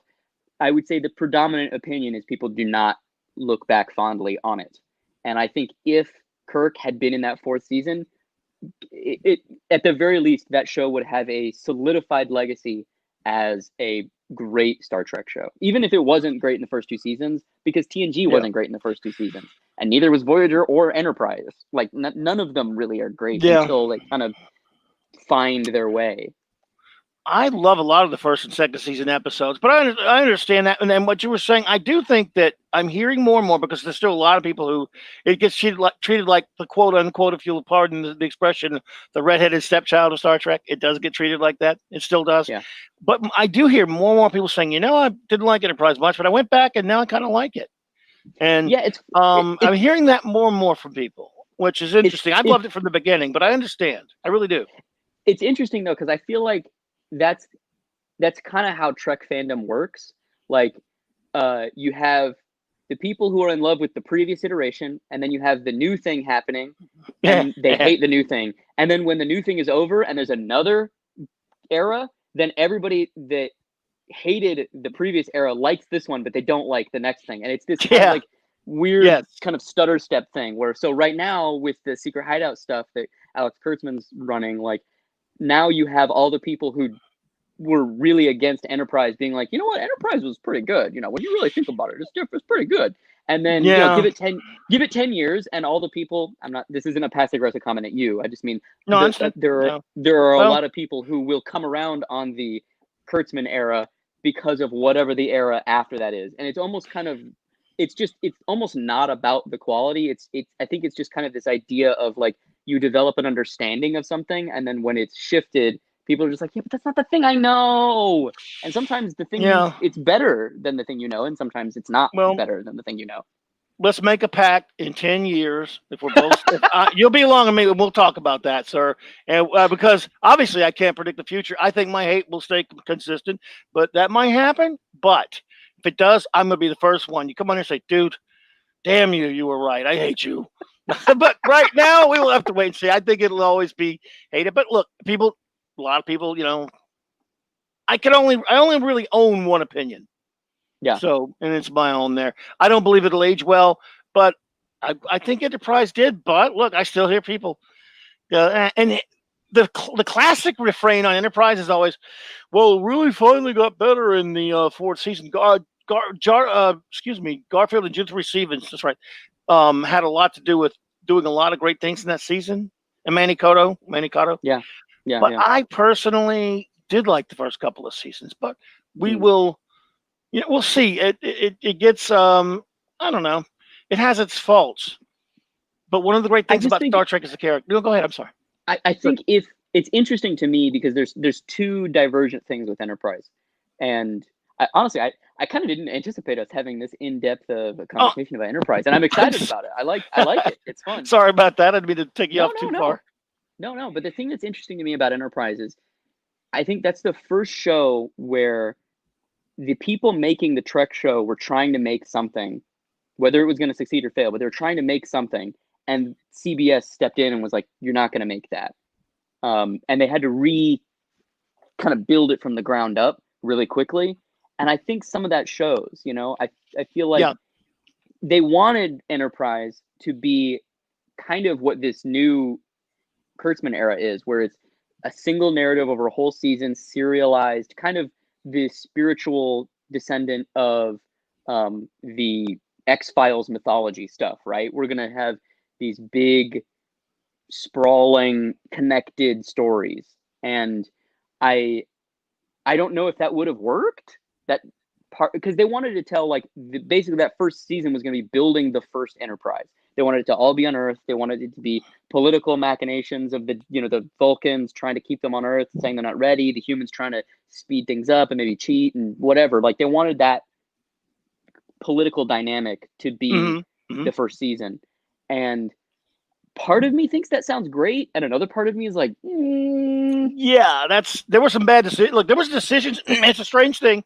Multiple things can be true at the same time. I can agree with some criticisms of something and still go, yeah, I see what you're saying, but I'm kind of still okay with it. The way they handled the Vulcans, I have some issues with here and there. So, and I really do understand a lot of the criticisms. At the same time, I think it's good enough for me to overcome some of those things or whatever. I think if nothing else, the fact that even if it's not necessarily as good as Voyager, when it was at its peak, or DS9 when it was at its peak, or Next Generation when at its best, even if it's not that, it still feels like that era of Star Trek, which I think most Trek people feel like is the platonic ideal. It's one and done stories. It's that build on each other and have an arc, but they're self-contained. They explore philosophical or moral conundrums. They have characters that are attempting to better themselves and they're clearly defined. Like, I think some of the new Star Trek shows struggle with clearly defining characters. Pike is a perfect example of someone who they immediately nailed and was just like, this is what our version of Pike is going to be. Now, if that doesn't work for you, it doesn't work for you. But at least they know what Pike is. Whereas Michael Burnham, you can still feel them even now in the third season being like, wait, is this what Michael Burnham is? Is this what Michael Burnham is? And that's okay. They were trying to figure out who Picard was until season 3 too. I mean, the first season, Picard is just like, I hate children and I am a dick, like at every turn. And then slowly they figured him out and they were like, oh no, he's more kind of like a stately diplomat. Okay, he's not Kirk. He's not, the Rock'em Sock'em Robot guy. He's more intellectual. Okay, we figured out. We can go. And I think that's really interesting about long form storytelling, is that idea of, even the people telling the stories are kind of tinkering with it and figuring it out and fine tuning it along the way. And that's something for me as a writer is very fascinating to watch, where you're like, oh, somebody had a 2 a.m. occurrence. Like, look, this is the scene where they're figuring out whoever the character is. Well, you should be writing for these people because they cannot write characters to save their lives. And I've read one Star Trek book by you, and you write the characters very well. And you created a character from whole cloth that was very interesting. And that's only one issue of it. And they cannot write characters on STD to save them lives. So, but you have a great grasp of writing characters.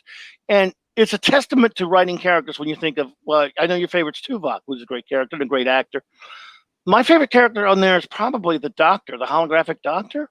Oh, and yeah, Doctor, yeah. Mm-hmm. Think about it. He's a damn hologram, and he's a brilliantly written character. Yeah. And if he is going to take it from Ace Rimmer. No, good. No. Rimmer from Red Dwarf. Yeah, of course, yeah. No, but I think the thing that's so interesting about that is because of the restrictions to the format. So, you have this one and done story and then another one and done story and so on and so forth. Because of that, I think that actually helps supporting characters like the Doctor, because initially he wasn't going to be funny, but Robert Picardo was such a kind of like his performance was so specific that then they started writing into that. And I think, in some ways, the news Trek shows, when they do find those diamonds in the rough, it almost like the diamonds in the rough don't show up until the next season, because the whole season is written ahead of time and it's one story. So I understand why there's some growing pains in these situations, unfortunately, because you don't have the time to kind of like almost tinker in the lab and experiment and try like, well, what if we did this? Well, what if we did this?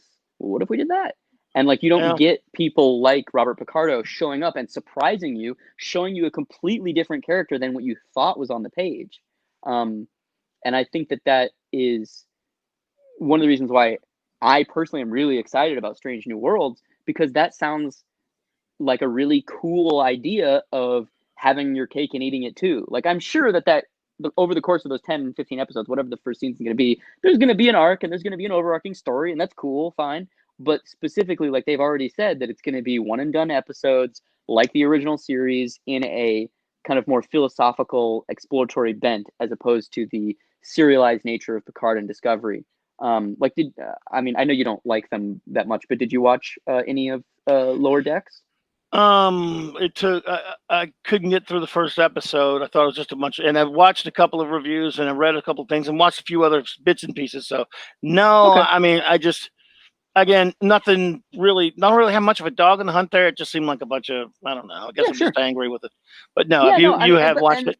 Yeah. I loved it, and I specifically loved the 9th episode, because the 9th episode in the first season is a parody of the difference and discordant frequencies between Star Trek the shows and Star Trek the films, and like even down to the fact that the main narrative of the show is told in in square television format, and then when it changes to movie time, it pulls out to anamorphic, and it's so great. Like, The jokes are Yeah. on point. It's a great Star Trek episode. The characters are well defined. Like, even, I guess that's the point I was just trying to illustrate, is that Lower Decks, because it's not serialized, and also because the people making it maybe they're obviously very entrenched in Trek stuff.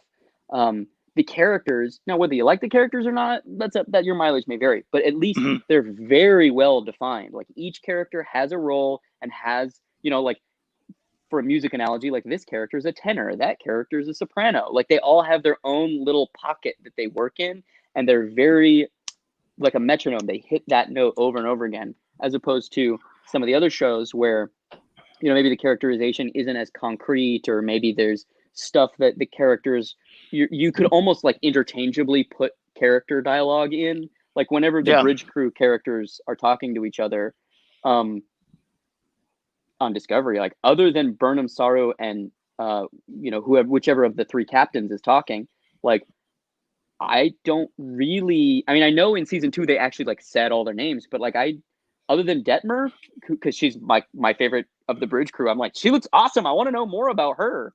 Other than Detmer, like, I don't really know any of the cast members' Yeah, that's a characters. yeah, because they don't know how to write, dude. They write for CW stuff. I mean, you know how to write. I'm telling you, man. I'm Well, I not just think saying that this. I think If you there's.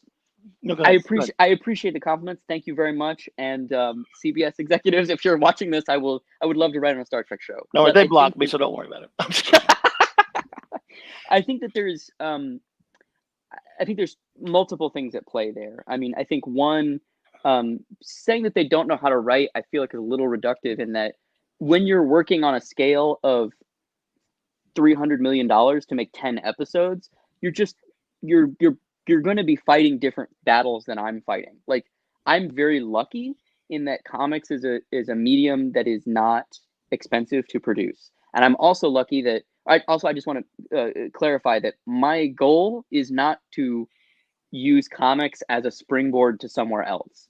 Like, that's a lot of kind of work for hire No, I comics people understand. think of it Sure. that way, and that's not my. I No, I love get you. comic books. I Comics get are you. the end goal for me, and I think they're the greatest medium in the history of mankind. And I they love them. have they are my religion. I love comics more Mhm. than members of my own family. I but got you. and I say that specifically just because saying that I understand character and saying that I wrote a better thing than some of these other pieces of Star Trek media that we're talking about, it's almost unfair, because all I have to deal with is the editor.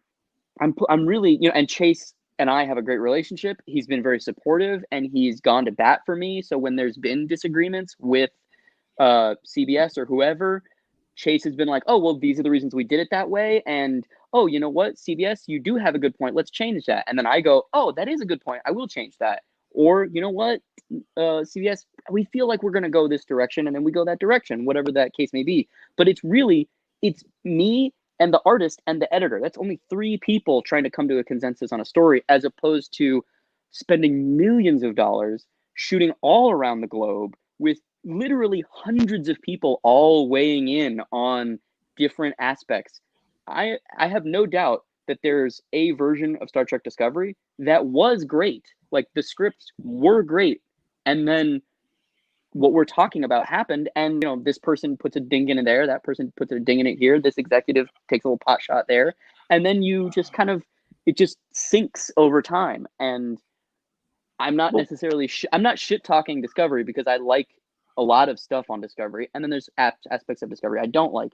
I'm just pointing out that no, it I is hear you. it is very hard and very expensive to produce television on the scale that they are. That's all I'm pointing out. No, look, dude, look, all opinions are welcome here all the time, whether I agree with them or not. I like for them to be heard. By the way, Brian Fuller got ran off of that show. He was a guy that had Star Trek experience. He was the only one that did, though. He was the only one that I mean, understood Star Trek. I think that's a that I mean that But literally proves the point that I'm saying. I think you're you know, 100% correct. I think if Brian Fuller had continued on Discovery, it would be a completely different show, and yeah, it would have been. Yeah, it would have been, I don't know whether it would have been great or horrible, but it would have been completely different. yeah, And that's that's why I true. say that there's just all the there's so many, there's a political aspect to the shows that there's just not in these comics, because they're not that they're pure, because that sounds really weird, No, I but know what you're they're, saying. Absolutely. yeah, there's just not as much creative tug of war, because quite frankly, it's a 25-year-old TV show that is probably going to sell, you know, X number of thousands of copies to people who already like that TV show. So it's just not concerned with the same things. Well, a comic book usually has a writer and an editor. A TV show sometimes has 20,000 writers on an Totally, episode. On an absolutely, episode. yes, So yeah, yeah, I mean, like Alan Moore, the nut job, once said, he said, "I don't know why a script is better 15 times after it's been rewritten by 15 people, but they think it is in Hollywood, and that's just the way it works." Whereas he would write his own stuff. I love that crazy man. We'll be talking about him Saturday night, by the way. yeah. But I would like again. I don't know how you are on time. There was, I mean, was there anything you didn't cover about the comic? Because there were a couple other questions I was just going to ask you. Yeah, Some feel basic free, stuff. ask away. Well, I was just interested because I love talking about writing. No, I'm not a writer. I just used to always try to write and things like that. But I'm still characterization, characters, concepts. I consider myself a writer at heart, and you are a real one, but I'm not. But I play one on TV or on YouTube. But I'm always fascinated by that, and I love comic books. What but what are your I don't know why I said that since I was saying somewhere else. It's because I'm old, man. But comics. You said you love comics. How long have you been in the comics? And aside from obviously a Star Trek comic and the comic that you worked on that I'm going to ask you about in a bit, what are some of your favorites? When did you start? Do your favorite comics genres? Just give me a little bit of what you love about comics.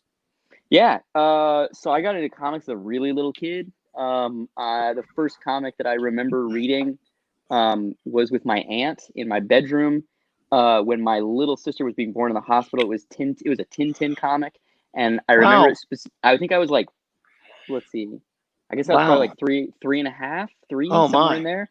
And the only reason I know that is because my siblings and I are all 3 years apart. So when my sister was in the hospital, I would have been three and a half, something like that. And yeah, I was really maybe four, somewhere in there.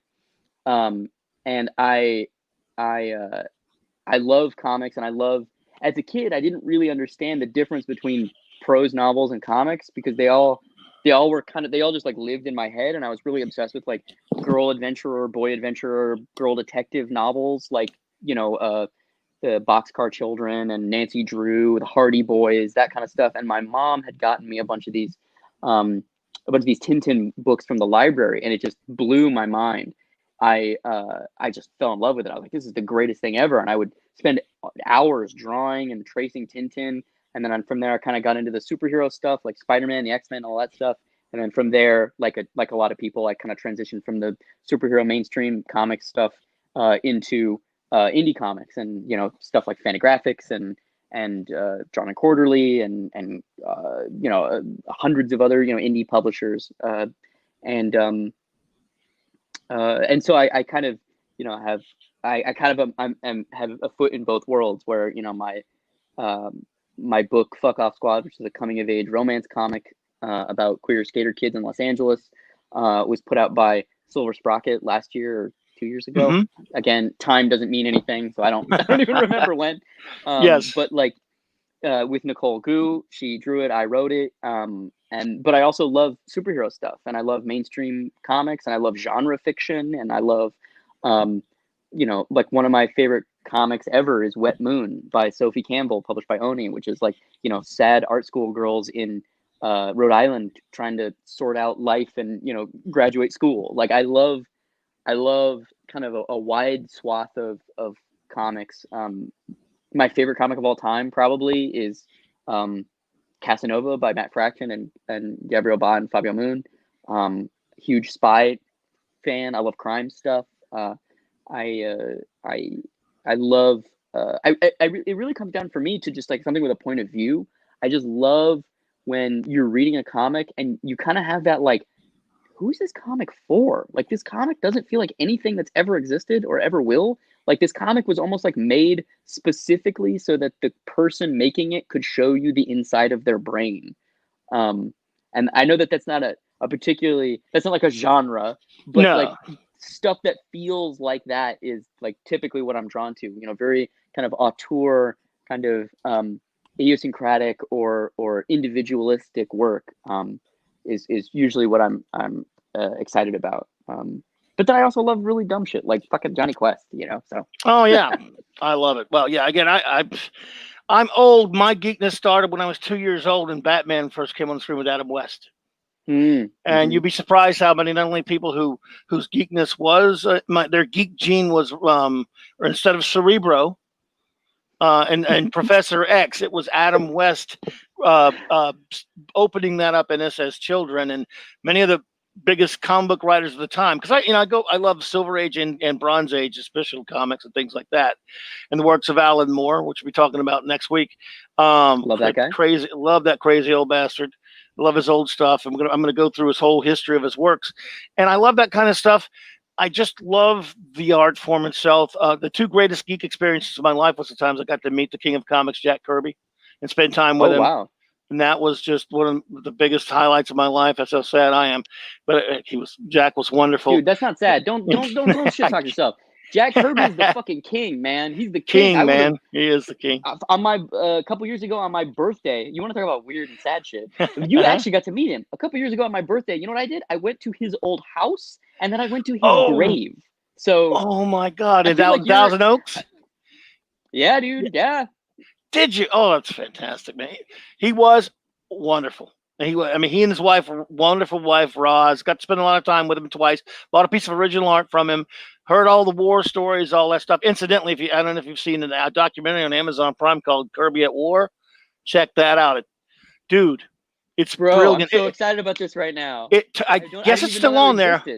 It's probably still on there. It was a couple of months back that it was on, and it talks about his experiences during World War II, which were you probably know he went through a lot, and how it affects his art. That's a beautiful documentary if you get a chance to see that. But comics, Kirby, the old school artists and things like that, and writers and stuff like that. Just my happy place is a bunch of golden age, silver or bronze age comics and things like that. So who's your favorite Silver Age artist?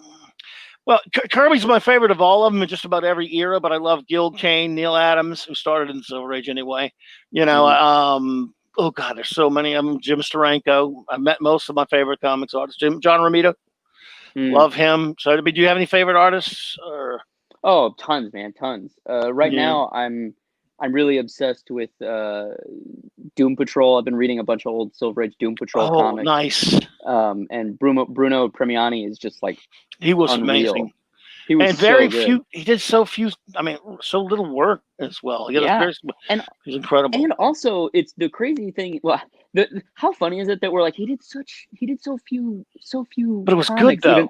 Yeah. But he did like 60 issues of Doom Patrol. It's not like that's like that little of a work. Yeah. My Greatest Adventure, which came out a couple of weeks before X-Men #1.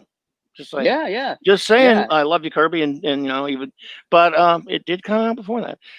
But then the new X-Men predated the new Doom Patrol, so it kind of worked the other way. Yeah. In 75 or whatever. So yeah, I love him. And of course, a lot of my favorite. I'm a big Legion of Superheroes fan. Love Kurt Swan, Mike Grell, nice dude by the way. Never got to meet Swan. Met Grell, great guy. Neil Adams. Wait, did you say Mike Grell? Did you say Mike Grell? Yeah. Oh, dude, I hate you. You have my shirt. I had that freaking shirt in the 80s, man. I love John Sable. John Sable fan, are you?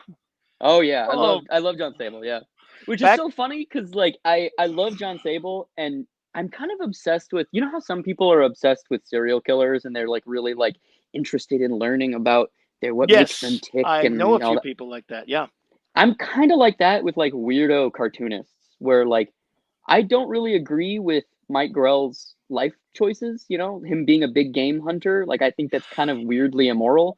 But I am obsessed with the fact that he thinks that's okay and how that shows up in his comics. Like, I don't know if you've ever noticed this, but like he draws targets a lot and he draws scopes, like a panel that's a circle scope on someone a lot. And it's he does really do that. He totally does. In that comic, yes. And in this one specifically, but he does it in general, just like a lot. And like it's really fascinating to me how someone's real life informs their work. And specifically how their kind of neuroses show up in their work.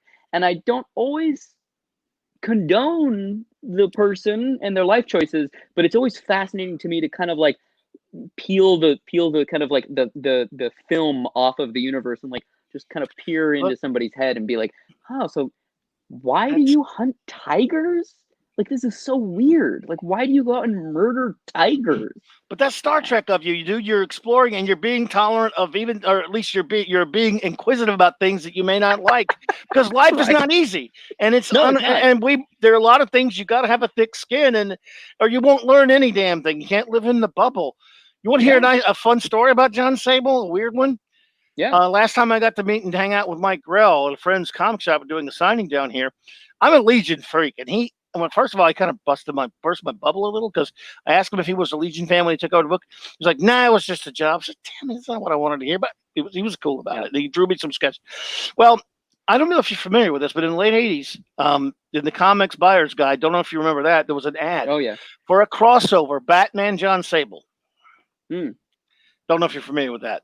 No, I'm not. That never happened though, did it? No, only an ad. And so, but a buddy of mine and I remembered it. And so I said, let's ask him about the Batman John Sable. So we walk away and ask him.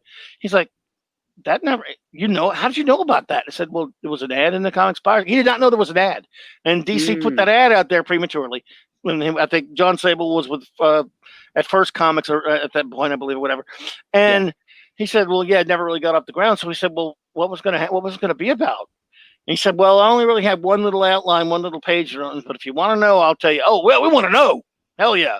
He says, well, John Sable gets a knock at his door, and he opens the door, and there's a man, a really tall, muscular man who's wearing a very expensive suit, who's soaking wet with a bruise on his head.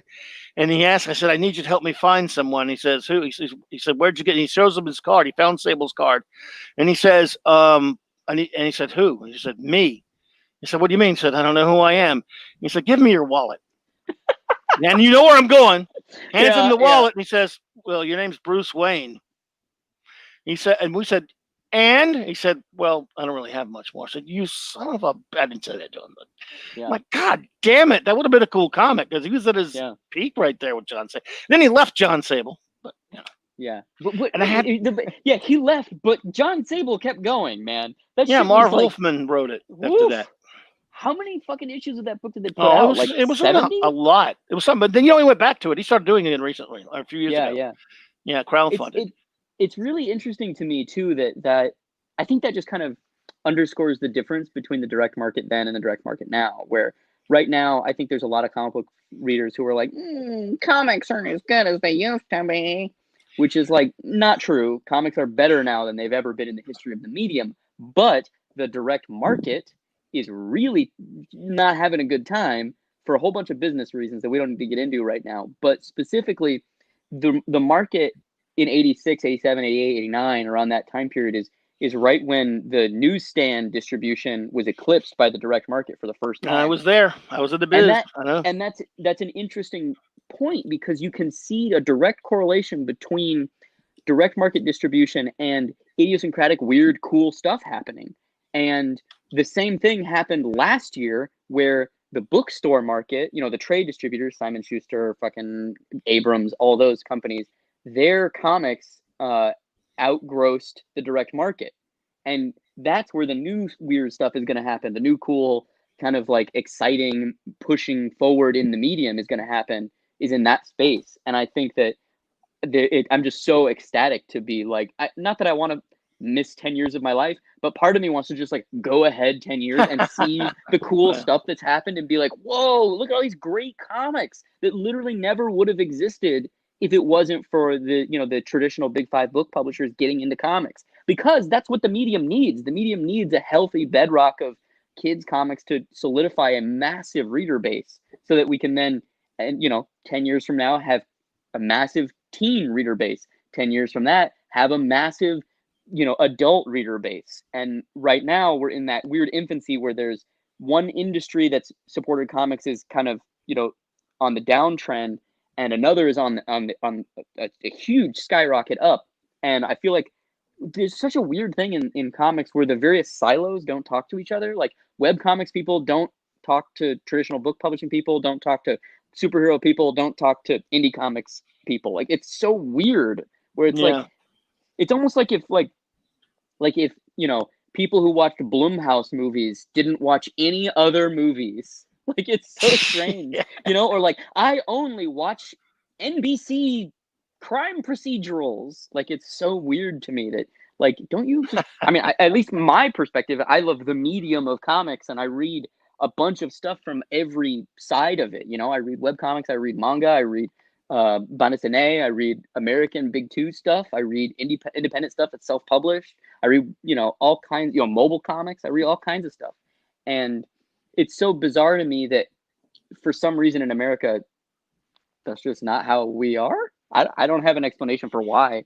It's just not the way it is. Nobody can read anymore, I guess. I'll tell you one good comic, though. I read a good Yeah. comic recently. It's this one right here, Star Oh, Trek Voyager 7's Wreck, and then it's coming out in a couple weeks. yes. Yeah. You said November 11th, and it Yeah. will be hitting comic shops, the ones that are open. Mm-hmm. I don't know where I am. They are. I don't know about where you are, but they are open here. Yeah, And it's I open. mean, I'm and not. Just to be clear, there are many ways to get comics in safe, Yeah. safe ways. You don't actually have to go into a comic store. You can have comics delivered. You can have curbside pickup. You can go in if you're comfortable. Please wear a mask. But I'm just saying. This is me not advocating for people to go in places that they are uncomfortable with, Yeah, because it's a weird time, and I would feel very boneheaded if I was just like, no, my Star Trek comic is totally worth you dying. Like, Wait, are you saying it's not worth them dying? Come on, man, don't do that. It's great. Die. Take the chance, everyone. What the hell? You only live once. Yeah. Well, again, they're always telling me to wear a mask. Way before, in fact, they were doing that for years when I was walking to a shop. Now I know why. Now, you also have another comic. Yes. And again, I did not.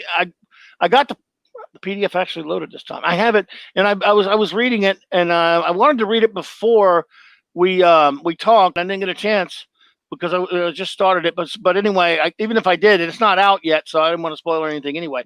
So you could tell us a little bit about it. It is called Night Hunters. First, when is it coming out? Yeah. So it's written by me, illustrated by Alexis Zirit of Space Writers and Tarantula fame. If you've read those comics, they're really good. Highly recommended. And it comes out November 24th, so 2 weeks after Seven's Reckoning. It's put out through Floating World Comics out of Portland. And I'm very, very proud of it. I'm really excited. I think it came out great. Basically, it's a cyberpunk dystopian comic that takes place in Venezuela 100 years in the future, which is where Alexis is from, Venezuela, not 100 years in the future. And the book follows two brothers who are on opposing sides of an ideological struggle centered around a newly implemented law by the Venezuelan government. Basically, if you want to have a baby in a hospital, rent an apartment, or run for public office, you have to have been or currently be a police officer.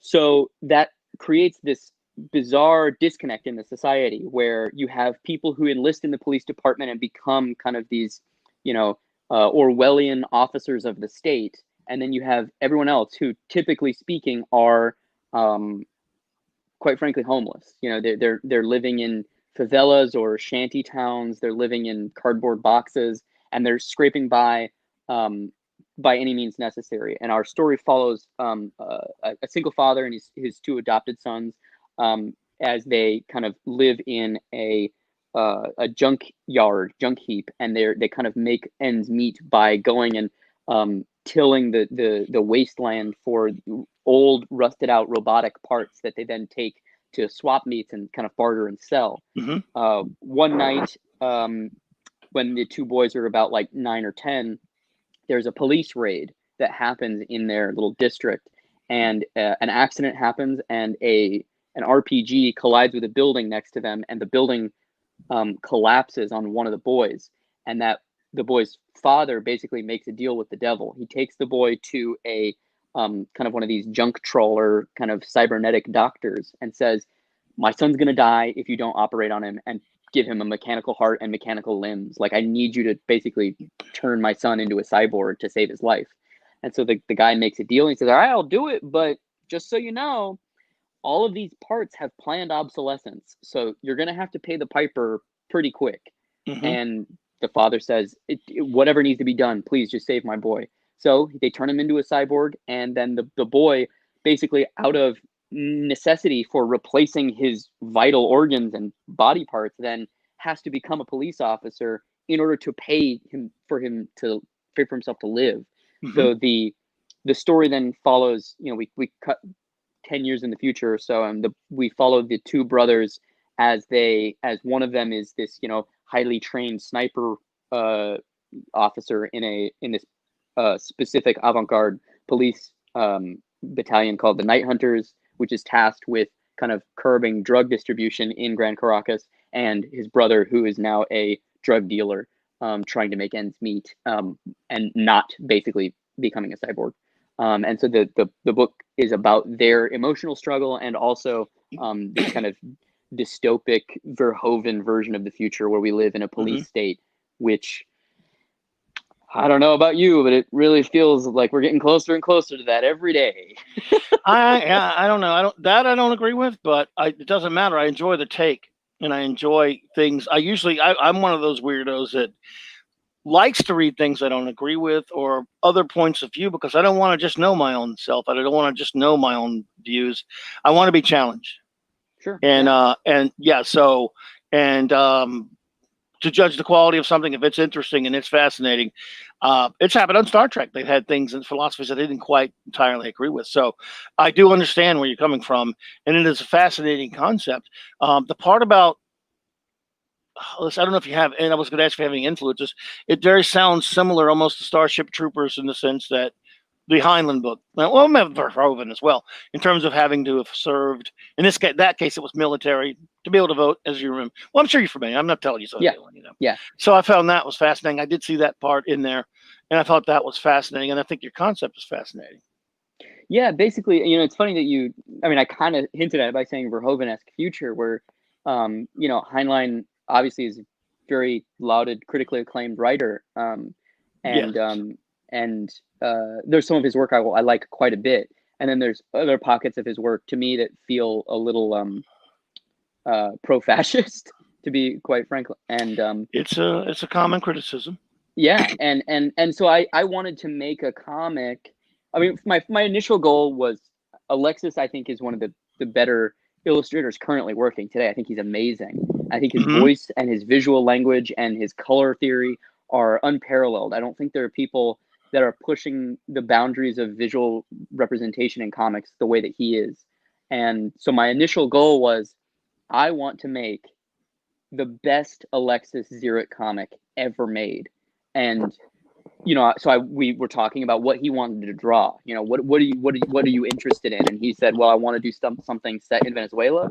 I want to do something about kind of cyborg cops, and I want to do something specifically, surrounding, the idea of cyberpunk and dystopia and kind of this oppressive state. So with those kind of ideas in mind, I kind of took some of his characters, like the main character, Sombra, the Julian, the sniper character. He is based he just is a Alexis Zurich drawing that I was like, that guy. Yeah, that guy's cool. This is what that guy's backstory is. So almost kind of how like the G.I. Joe backstories all happened, where Larry Hama got shown a bunch of artwork and then was like, oh, that's this guy. Yes. This is that guy. And that's kind of how we worked initially, where he did all these character designs, and then he had like some kind of rough ideas of maybe who they were, maybe, and like maybe what that guy could do. And then I kind of like stitched it all together and built a kind of broader canvas for it all. It's a 4-issue miniseries, and it's going to be released bi-monthly through Floating World. The first issue comes out November 24th.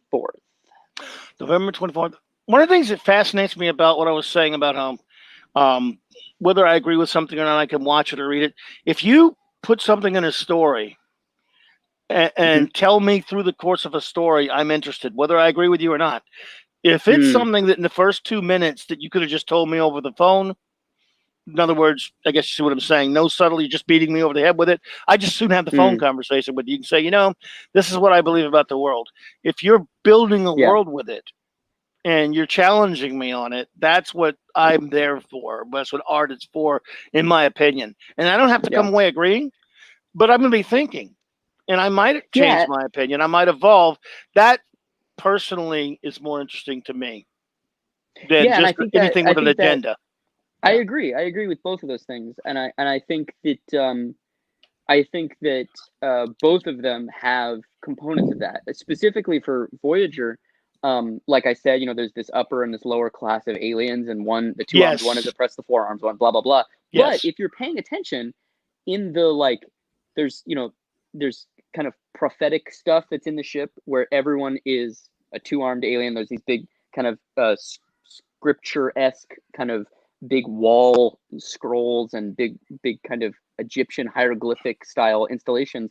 But then there's also a point where one of the characters says that the four-armed people used to be in control and they did the exact same thing to the two-armed people.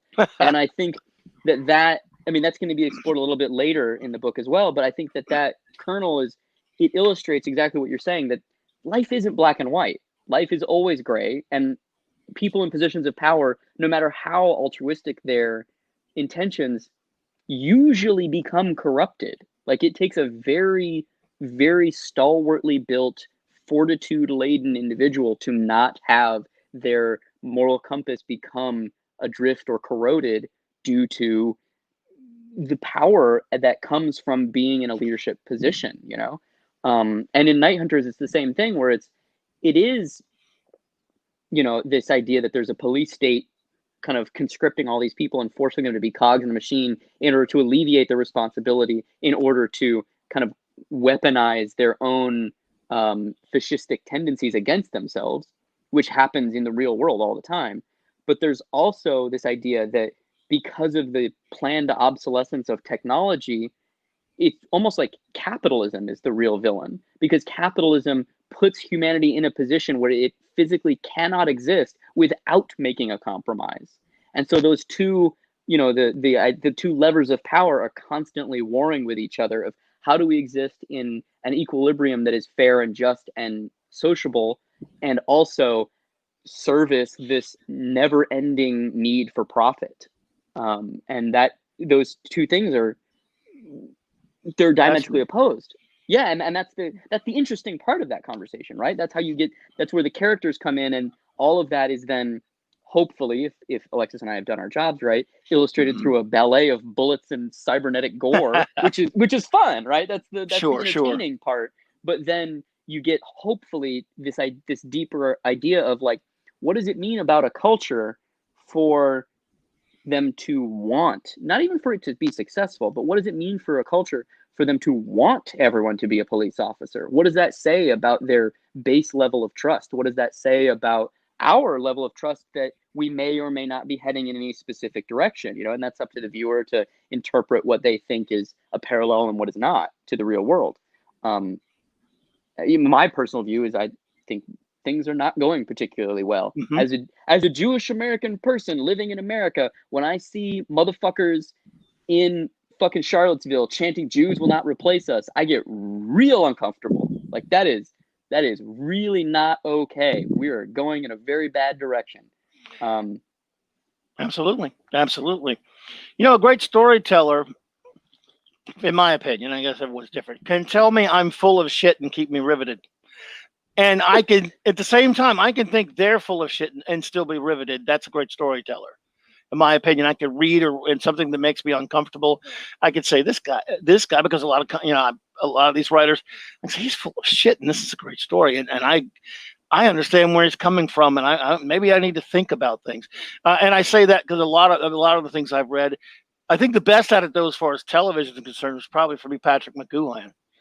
Oh man, brilliant, The Prisoner. My 100%. all-time favorite show. Yeah, we were talking about that online. It's one of my favorite shows too. I love it. I just love it. And you can insult your audience, but if you interest them, they're going to stay with you. I don't mean an insult in a bad way. I mean, you can, if you make them think, because that's what he does. Um, it's easy to be provocative. Like I can say something if I know that pushes your buttons to piss you off. No talent Right. is required.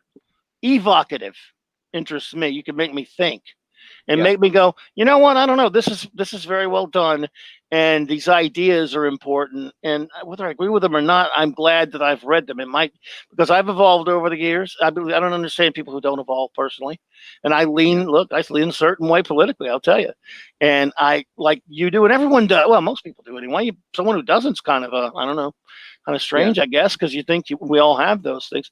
Yeah. But the most important thing to me is for us to always try to get along, understand each other, and if we don't agree, try to understand why, and Yeah. try to understand each other. To me, the best art does that. It doesn't just, a lot of times, if you're just creating it to insult people or tell them they're stupid, all you're going to get is someone turning the channel or not buying the comic or the book. You have to grab people with it and make it Yeah. interesting, And I and you think that's do that with also, your stories. thank you, man. I really appreciate that. But I think that's also, it's interesting because, while you and I might not be on the same page, politically speaking, we're having a conversation, we're having an exchange of ideas, and Yes, we're having a dialogue, and we're each being respectful, and we're each kind of um, it's shedding light important. on our, yeah, Yes, it is, and I think that there's a really weird thing that happens specifically on online, because even though I can't see your face because your camera's turned off, I emotionally, like, you hear my voice, you see my face, I hear your voice, like, yes, we're individuals, we're people. I'm not perfect, I have flaws, I've made mistakes, same thing with you. And when you're online, I think a lot of the discourse around some of these issues becomes this weird polarizing, just like people typing in all caps, and there's no human connection. And because of that, there's no understanding that's yes. fostered. There's literally not a potential for an exchange of ideas, because it's not an exchange of ideas, it's text lopped on top of each other, you know what I mean? And that's why Yep, it's so important for, just us, I mean, just us, even in just becoming friends right now. I mean, we've talked for absolutely. an hour and 40 minutes. I would do this again. This was a great That's conversation. fantastic. Dude, I grew up in a time, and again, this is what bothers me about our discourse. I don't care what you believe, who you vote for, anything like that. I don't understand hating people because they disagree. That really is something that I'm not, it's alien to me. Star Trek says we don't judge people even by their beliefs. And I mean, there are extremes, like if you believe in killing people because you don't like them, or, there's certain things. But as far as if we disagree, we need to have the conversations. I grew up in a time when you would turn on the television, William F. Buckley would be there, the god of modern 20th century conservatism. He wasn't talking to other conservatives. He was talking to leftist people. He was a right winger, Yeah. leftist, rightist, extremists. He talked to everybody. Yeah. He talked. He and I just, that's the way I grew up, believing whether you agree with someone or not, you have to talk. We have to have a dialogue. Yeah. Obviously, they didn't agree, but I learned from that it's alien to me to say, you know what, you believe a certain way, I don't want anything to do with you. I hate you. I have many people. I don't agree with anything. I love them to pieces, and I think we need to get back to just like, okay, yeah, I think you're full of shit, dude, but whatever, you go do it your way. If we're going to get along and coexist, and we got to have some veneer of civilization on that, in my opinion. Um, and Yeah. and that's what Star Trek, part of what Star Trek, not everything, but Star Trek in particular, means to me in terms of when they go to another world, they often say, well, and when they have a conundrum about the belief system of a planet or a civilization, that story is very much about exploring humanity's reaction to that bad thing going on. But they still don't just say, well, these people on this planet are a bunch of shitheads. Screw them. Let's nuke them from orbit, or let's just leave them alone. We don't have anything to do with them. No, they still reach out and talk to them. Yeah. They still reach out and get together.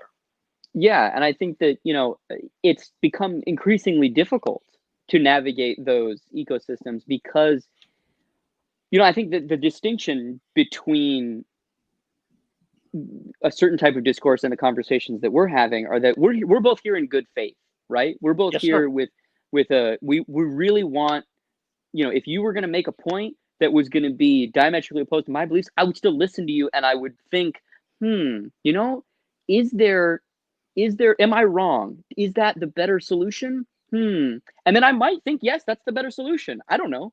But specifically the way the country has been run recently and the rise in xenophobia and bigotry and anti-Semitism and racism, there is a distinction between increased accountability, which is something everybody can get behind, and full on like just repugnant ass racism.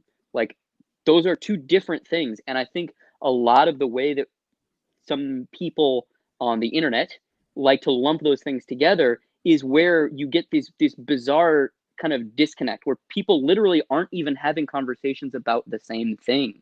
And it's so weird. It's so weird. Yes, because if you're going to call somebody a racist, you'd be willing to have the conversation why they're a racist. Don't just call Yes. them one. If someone says if you're just accusing people of being racist, I don't know about you, but if someone call me one, I'm gonna, well, why am I? Why do you say that? I'm not just gonna go, well, screw you. So if someone called you a racist, I'm sure you would go, well, I'm not one. Why are you saying I'm one? Yeah. And that's where, look, that's why I don't throw those words around. I think they become sort of meaningless, just calling everyone a racist or ists, phobes, and all that stuff. Calling people things like that, I think people should guard when they say that. And when you're accusing someone of that, just because they may have said something you don't like, I think it needs to be backed up. And I know you would want someone to tell you why they're calling you that. And well, I think that's a very interesting point, and I really like that because it illustrates two things. One, that there is a certain component of there are people who are literal racists in the classical definition of that they think people who are of non-white origin are inferior and don't deserve as many rights or whatever.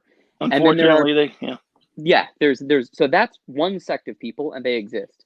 And then there's another sect of people who maybe they're clumsy. Maybe they don't know the right word to use at the right time. No. Maybe they are, I don't know, they use an outdated slang term for something that now is currently deemed as maybe not appropriate, but for them 15 years ago, maybe they haven't plugged in and they use that in an innocent way, not knowing that it is, maybe considered a faux pas. And they also are now a textbook definition of racist. No. Are they engaging in what our culture, in a previous iteration of our culture? Yeah. And maybe they could be helped to be helped along, maybe you're like, hey, that's probably not an appropriate term anymore. And these are the reasons why. People like to say naughty things. Yeah. Yeah. But I also think because of the way the internet works is there's no room for nuance. Well, yeah, exactly. You can, exactly. You can't type out whatever bad word, and someone think, oh, you're just joking around. What you can do it with a friend. You can say all kind of nasty shit. And then like, okay, yeah, same to you. And then it's all no, you're absolutely right. Nuance is dead, especially on the internet. And the craziest thing is not only because nuance is on one end of the kind of like experiential spectrum, right? So nuance is dead, but also on the other end of the spectrum, satire is dead, which is the weirdest thing. Like comedians, I mean, yes, comedians, having to be a little bit more nimble about how they phrase things. I think that's a good thing. I think that we want people to be pushed to be their most articulate and their most cautionary. Not cautionary, but they're the best version of what you're going to do. Like, do the best version. But I specifically think that it's fascinating that our culture is so bizarrely warped currently, especially because, it's an election year. We're leading up to this election, and it's tense. Regardless of which side of the aisle are on, it's tense. And exactly, yes, it is. And I just, the thing that's so weird to me is I was, I have an iPhone. You swipe left, and it has a little news feed on the side, and it's like these are the things that have happened today. And one of them was a New Yorker piece, which was labeled satire, and then the satirical headline. And that was so bizarre to me that we live in a world that's you have to tell someone. You have to tell someone it's satire. Hey, I'm about to rattle your cage, but it's a joke. Remember that. Here we go. Yes, it's so fucking strange. Man. It's so strange. Did you know I don't have a solution for that. Did you know that you're cool, by the way? The lovely Moira Oh, It was the guy with the glasses. Moira's a sweet lady. Hi, Moira. Good to see you. This is a nice lady. I met so many nice new people here that I've been here. Some wonderful people. I didn't mean I didn't cut you off there, but I thought you'd want to know that. It's always good to know that. thank you very much, Moira. I appreciate it. By the way, I have a That's very surprise nice. for you. I Oh, have something you're going to think is. By the way, Doug Oberg, thank for this if you're still there, my friend. Because I hate you for that shirt, man. Damn it! That's my. I had that shirt in the '80s, so I thought you might like to see something. And I didn't mean to cut you off. You could make it no, genuine, no, yeah. but I thought you would like to see something here. This is. I'm going to do a screen share here. See if it's working. Oh, sorry. I've got. Let me take the. Oh, sorry about that. I had to move the thing. Look at oh, that. wow. Where the hell did you find that, brother? Holy crap! I mean, I knew that might have been the ad. I'm gonna think of it, but man, that's a comic book. I want that to happen. Yeah, that's cool. Wow. So I thought you might enjoy that. I love look at all those. Wait, hold on. Put it Wanna back go back? one more Wanna go time. back? Hang on. Yeah, We'll one go more back. time. I love Grell. Let's see. Let me. I take a second to pick. So I'm not very nimble. Oh, with is that this, a photo? thing Is that yet. a photo of you and Kirby in the back too, on the background? Oh yeah, that's when I met him in '90. Oh yeah, I have Oh man, that's a piv. awesome. Hey, that's the King and I. Okay, so He was amazing. the thing that's so interesting to me about this illustration is, so he's got like the two bandoliers of bullets, but if you Yes. look, the two bandoliers of bullets are actually leading into the ribbon of that fucking machine gun, which means that he has wrapped it around himself. Holy shit. So Yeah, funny. Jesus, Batman probably doesn't like that. He doesn't like gun toting. Man, that could have been should have been interesting. He doesn't like a gun, Oh, does I he? love it. Thank you for showing that to I me, thought man. that That's so yeah. cool. Why can't that happen? I want to go to the parallel universe where that happened. Yeah, yeah. There's a bunch of weird books like that I'm always like, God, I wish that fucking book had happened. Like the Yeah, Batman, what's it called? Batman Martial Law, the Batman Martial Law miniseries that was supposed to happen in like the I early loved Martial 2000s. Law. Martial Law was a sick book there, and yeah, they didn't. That's right, they didn't do that, did they? Didn't they have a martial law crossover with something? There was a bunch of them. Yeah, there's Martial Law There was a few Pinhead, of them. Martial Law The Yep. Mask, and Martial Law Savage Oh my Dragon. God, Jesus Christ! I remember Martial Law was a man. It was a sick. It was funny. It was great. It was. Yeah, I used to really like that. I Was love it Pat Mills? I love Pat Mills. Pat Mills is so funny to me. He was a like Alan Moore, who we'll be talking about Saturday night. He was something else, and but yeah, dude, that was a fun series. As you can see, I got some of my favorite geek things in the background, but that was Kirby. It's a terrible photograph. My idiot friend who took a picture. You know what cameras were like in 1990, I guess. Yeah, yeah. But I don't know, man. I mean, as much as you're saying it's a terrible photo, I I love it. I would give a lot of money to have a photo with Jack Kirby. So I hope that you cherish that, because I think Oh, that's worth its weight in gold. the first time I met him, I bought a piece of original art from him, which a couple actually. What did you buy? It was from a page from his Sandman comic of the of the 70s that he did when he brought it back for about 5 issues for when he was working for DC, and a page from one of his Captain Americas from the mid 70s that I gave to a friend of mine, and I still have the page out there. I still have the page here, and I always will. It's he and Roz were so nice. We got that con, it was in Atlanta. We got to hang out with him a couple different days in a row. They were at a table in the middle of the dealer's room, man, with Mike Thibodeau. Whoa, yeah. Last of the Viking Heroes. Yeah. And I'm like, dude, just Jack Kirby just hanging around there. And I got to lead him to his big. And it wasn't the Eisners. It was a big award ceremony. Was going to be at Julius Schwartz. Legendary Julius Schwartz was there, and he introduced Jack. I got to bowl the. I'm a big dude. I got to pile drive my like the ever loving blue eyed thing. Yeah, you can't guess who my favorite character is, right? Right through one of Jack's creations, going through the crowd and got him to the podium, or got him up to the thing, and I'll never forget. Julius Schwartz introduced Jack this way.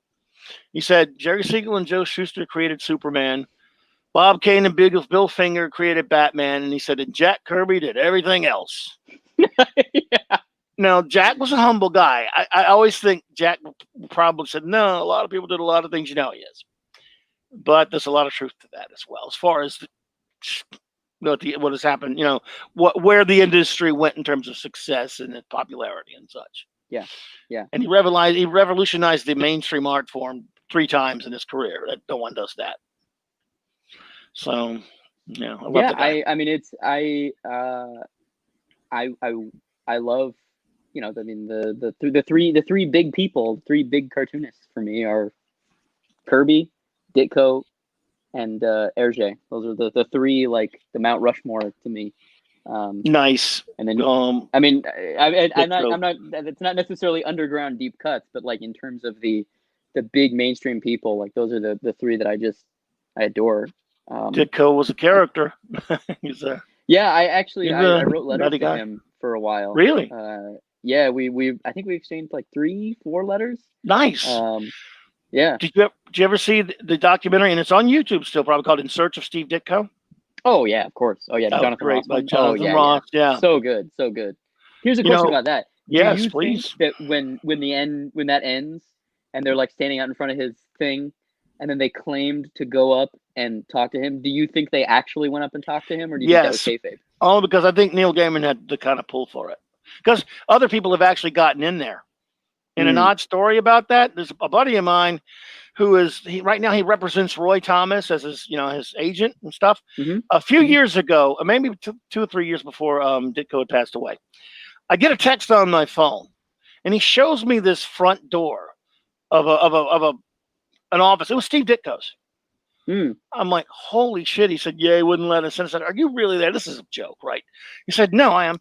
Well, the day or two after Steve Ditko had passed away, a few years back now, I guess a couple years back, he released a video that he had never released until he was gone. And it was of him knocking on Ditko's door. Ditko walked out. He saw the guy filming. He says, basically, didn't say, he just kind of gave him like a gesture, like, fuck you, and just shut the door on slammed the door on him. And he got that on film, like, holy shit, man. Wow. And he put it on the Roy Thomas Facebook page for a short time. It was right after Ditko passed. Wow. Yeah, he wasn't the easiest dude to get along with, they say, but he did let people go up there from time to time.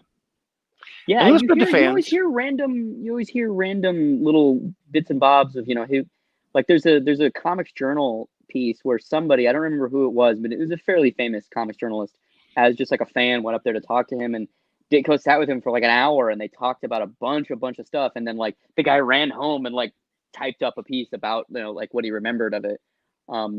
Yeah, that was that was one of my, like, I wanted to go there and knock on the door and try and talk to him. But he passed away the year that I was going to be at New York Comic Con and going to have time to go do that. So unfortunately that didn't happen, but I do have 3 letters from him. That's so amazing too. That's awesome, man. I have. If there was a fire right now, that's what you're I would grabbing be those. No, I hear you there, man. That is awesome, though, dude. I love his stuff. I got to meet Ramita, at least senior. I mean, and I got to meet a few of my favorites, but Neil he's Adams still around. He is, and yeah. So I was lucky I got to meet him, because again, almost all my favorites are gone, because I like the old stuff, and Joe Sinnott passing really messed me. I mean, I really always wanted to meet him, and then did not get the chance to. I had a friend of his I knew, but so yeah. Damn shame, Met Adams, of course. I mean, he's all over the place. So Jim Steranko. I love Neil Adams so much. He's that such a weirdo. Crazy old I love kook. that guy. They say don't ask him what you think of his art, or he'll tell you. Yeah, I really, the thing I love about him is that he always wears the same clothes. I don't know if you've noticed that, but like I don't think he has like a convention uniform where he always wears the same tie and the same shirt and the same slacks at every convention. It's hilarious to me. Oh, really? I didn't even notice. Yeah, he wears a blue button up, a red Superman tie, slacks at every fucking convention. And watch, now next time you see him, he's not going to be wearing those, and you're going to be like, "Look, Dave, he's not wearing those." But hey, what happened, Dave? He changed his clothes. Every time I've seen him, he's been wearing that same shirt, those slacks, and that Superman tie.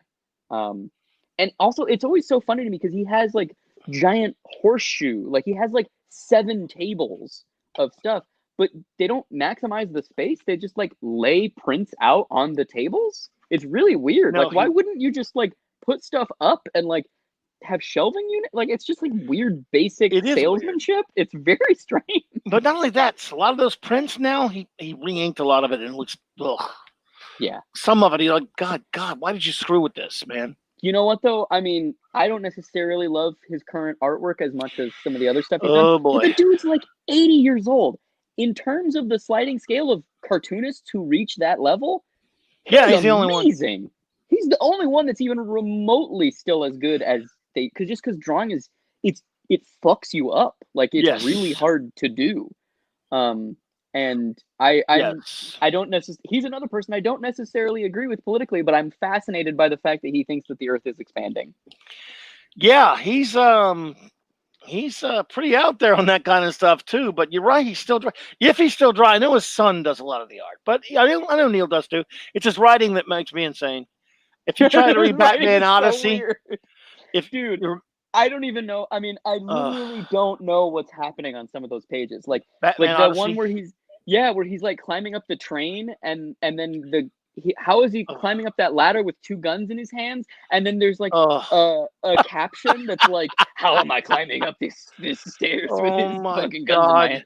It doesn't make any. It's, you know what it is? It's so bad. That to me is like when there's kind of like an acclaimed filmmaker who used to be a really big deal in a previous generation, who kind of can't do it anymore, who shows up in weird places. Like the perfect example would be the Twilight Zone episode with Buster Keaton, where great out. Oh yeah, what's that one? It's not a perfect analogy because that episode kind of fucking rules.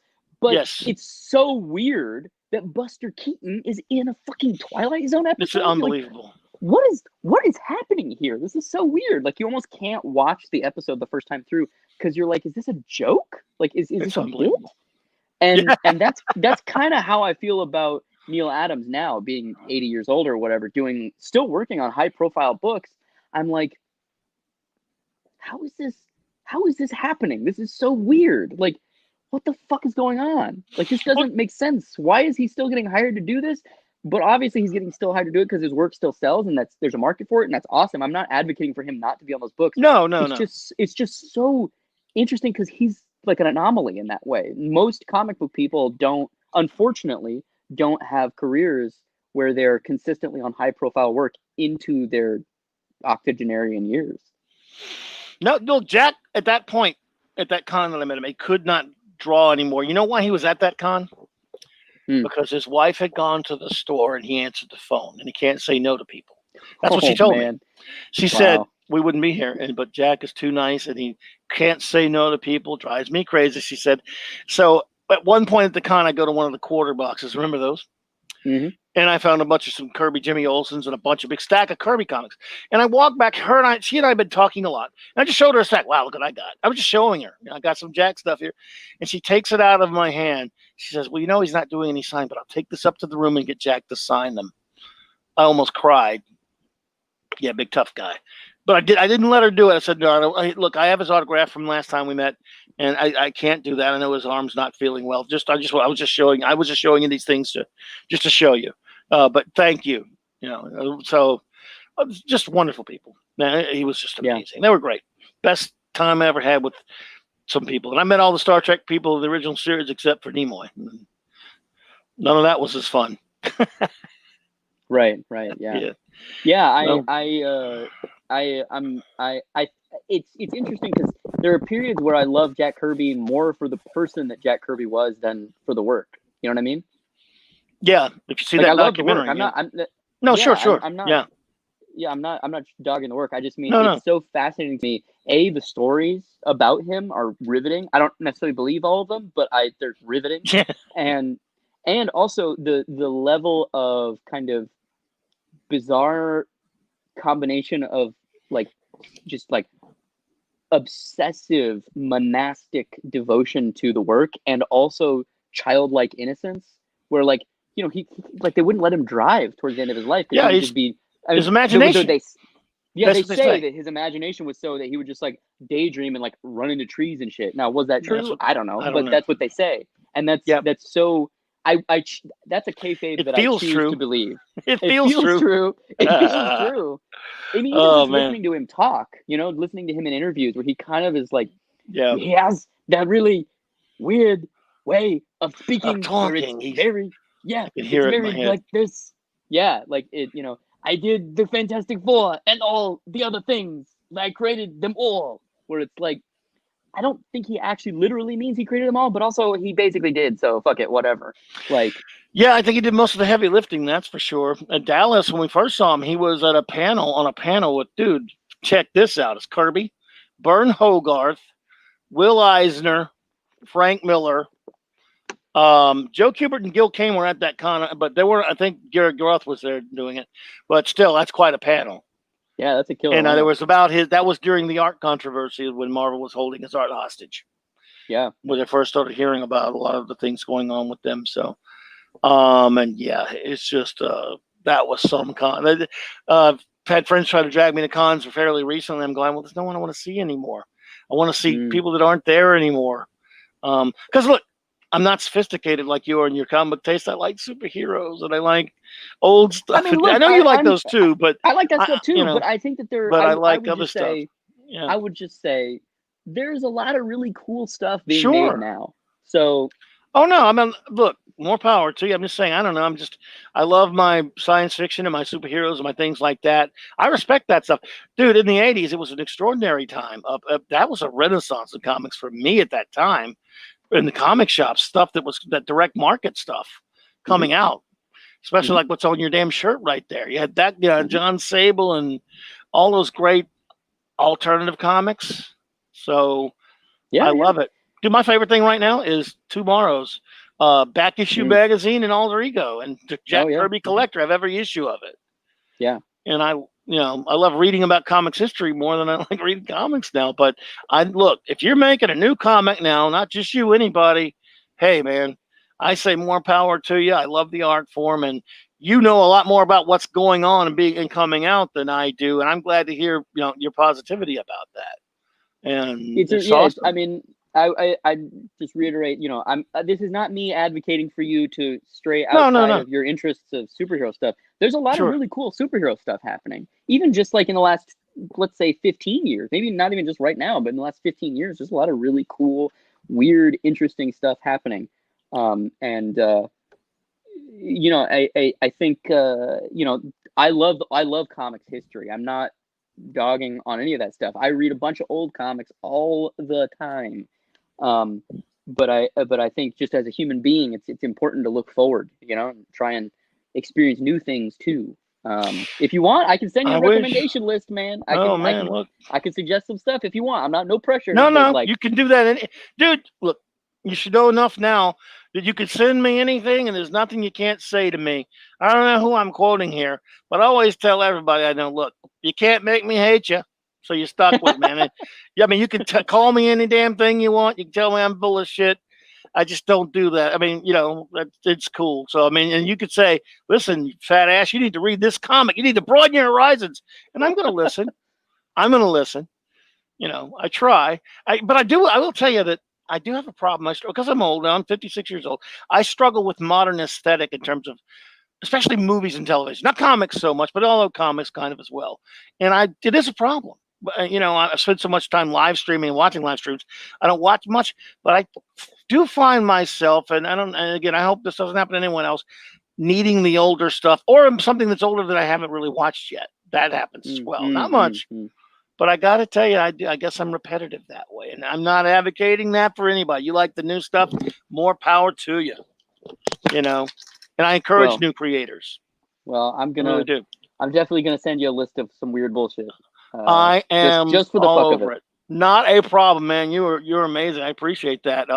Did we cover? I hope we look, dude. I have had such a wonderful time talking to you because I know you said you had a time limit, but yes, I was able to push that off a little bit, but I understand, man. And I'm sorry I had to push back. By the way, it was something I did not realize that I'd set up. Now I'm a regular as a guest on a Tuesday nighter show, and I got show to do tomorrow night. I'm just building this channel. And I'm just having a wonderful time meeting people who are, like-minded geeks, and which I enjoy. As you can see, I like talking. Yeah, same. Yeah, this is a great conversation.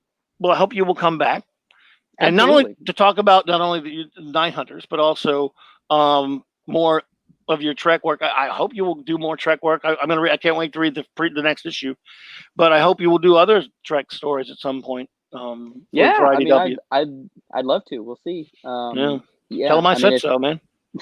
I will. Yeah. I'm telling them to. This little nobody YouTube channel is saying Dave needs to write more Trek comics. Now, by the Well, way, that's a thank you. question. If there Yeah. was, well, which one, real quick, which one, if you got a chance, would it be another Voyager story? Or would you want to do something else? In Trek, I mean. Yeah, that's interesting. I don't know. I mean, I love all the eras so much that I kind of would like. It's almost kind of. I would like a little like that's what was nice about them being like we needed to be during the original run of Voyager and you got to use 7. Like I kind of liked that because I like part of me would love to do something with Emrys during the Wow, run animated of, series. Wow. yeah, like I loved her and also I liked her specifically in the DC comics, you know, Yeah. from like Oh, really? Right. from the movie eras. Like I really liked that stuff. I loved the her and Okay. Sulu romance thing. I thought that was really funny. Interesting. I'd love to do something with that. I would love to write original series stuff because Spock is so great. I would love to write TNG stuff because Crusher never gets any shine and she's like the best character on that fucking show. Same thing with Geordi. Like he has like 3 spotlight episodes in 7 seasons. Like Yeah. he's such a great character, and I wish that they would have done more with him. Yes, he is. And so yeah, I would love to write more Trek stuff. I have unfortunately I have ideas for almost all the characters, which is hard when there's like Nice. 10 characters per show and 7 shows. No, I got you. It is not easy, man. That's for sure. Dude, that's terrific. And again, I'm sorry I kept you long like that, but I'm not sorry because I got fun talking with you. And again, I truly hate your guts for that shirt, man. You've scarred my soul. I had that fucker in the 80s. I have a million geek shirts because I love that's the thing with me. I love Well, geek what shirts. happened to it? Why don't you have it anymore? Well, it was the 80s. I don't know. That's a good question. I can't. It wouldn't fit me now anyway, for sure. But I would have it hanging on a wall or something. Is that something you got recently, or I mean? I found this I paid $5 for it. It's the best $5 I've ever spent. I found it. I found it in the bottom of a dollar bin at a kind of like a junk retailer at WonderCon maybe 3 years ago. Jesus. I bought this shirt and I bought an American flag shirt oh my God. from them. Yeah, like, and I bought 2. I emailed the guy afterwards and I was like, do you have any more of these John Sable shirts or the American flag shirts? And he was like, I don't have any more of the John Sable, but I have a couple extra American flag shirts in these 3 sizes. And he had another one in my size. So I have an American flag one that I wear. And then I have a duplicate one so that in X number of years when it's, you know, run its course that I can then I can switch over to wearing that one. Dude, that might be from the 80s. I'm not kidding. That shirt you got there. I don't think they made it later. No. It 100%. That's the one I had. Oh my God, man. I had that in the Great Kaluta Shadow shirt. Damn it. Oh yeah. I have a picture of me with that one. Well, man, dude, thank you so much. I cannot tell you, I had an absolutely great time talking with you, man. Yeah, that's what we do here. And everyone, I want anyone else. Of course, this feed will go up later after we cut out everyone. But it is Star Trek Voyager 7's Reckoning. I'm doing my best, Johnny Carson. Johnny Carson. Is Doc here tonight? Or maybe Larry King. He said, "Yeah, what's the book about?" I don't know. But yeah, it is Star Trek Voyager 7's Reckoning. Issue number 1 is out November 11th, and then there's Night Hunters, which you can't see yet because I obviously this, it's not coming out until November, so we don't have pictures of it for you. We don't want to spoil or anything. It is hopefully also available in the same comic shops that you all go to, or you can go online and order it. Yes, and IDW. And so, look, Trek fans, go for this one. I know a lot of Voyager fans out there. Love the book. And I will read the rest of Night Hunters when we get off of here because I started right. I'm an idiot. I totally forgot about till you reminded about me about the other day. I apologize about that.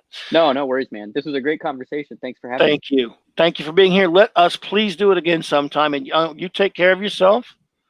Have a great rest of the night, buddy. Yeah, you too.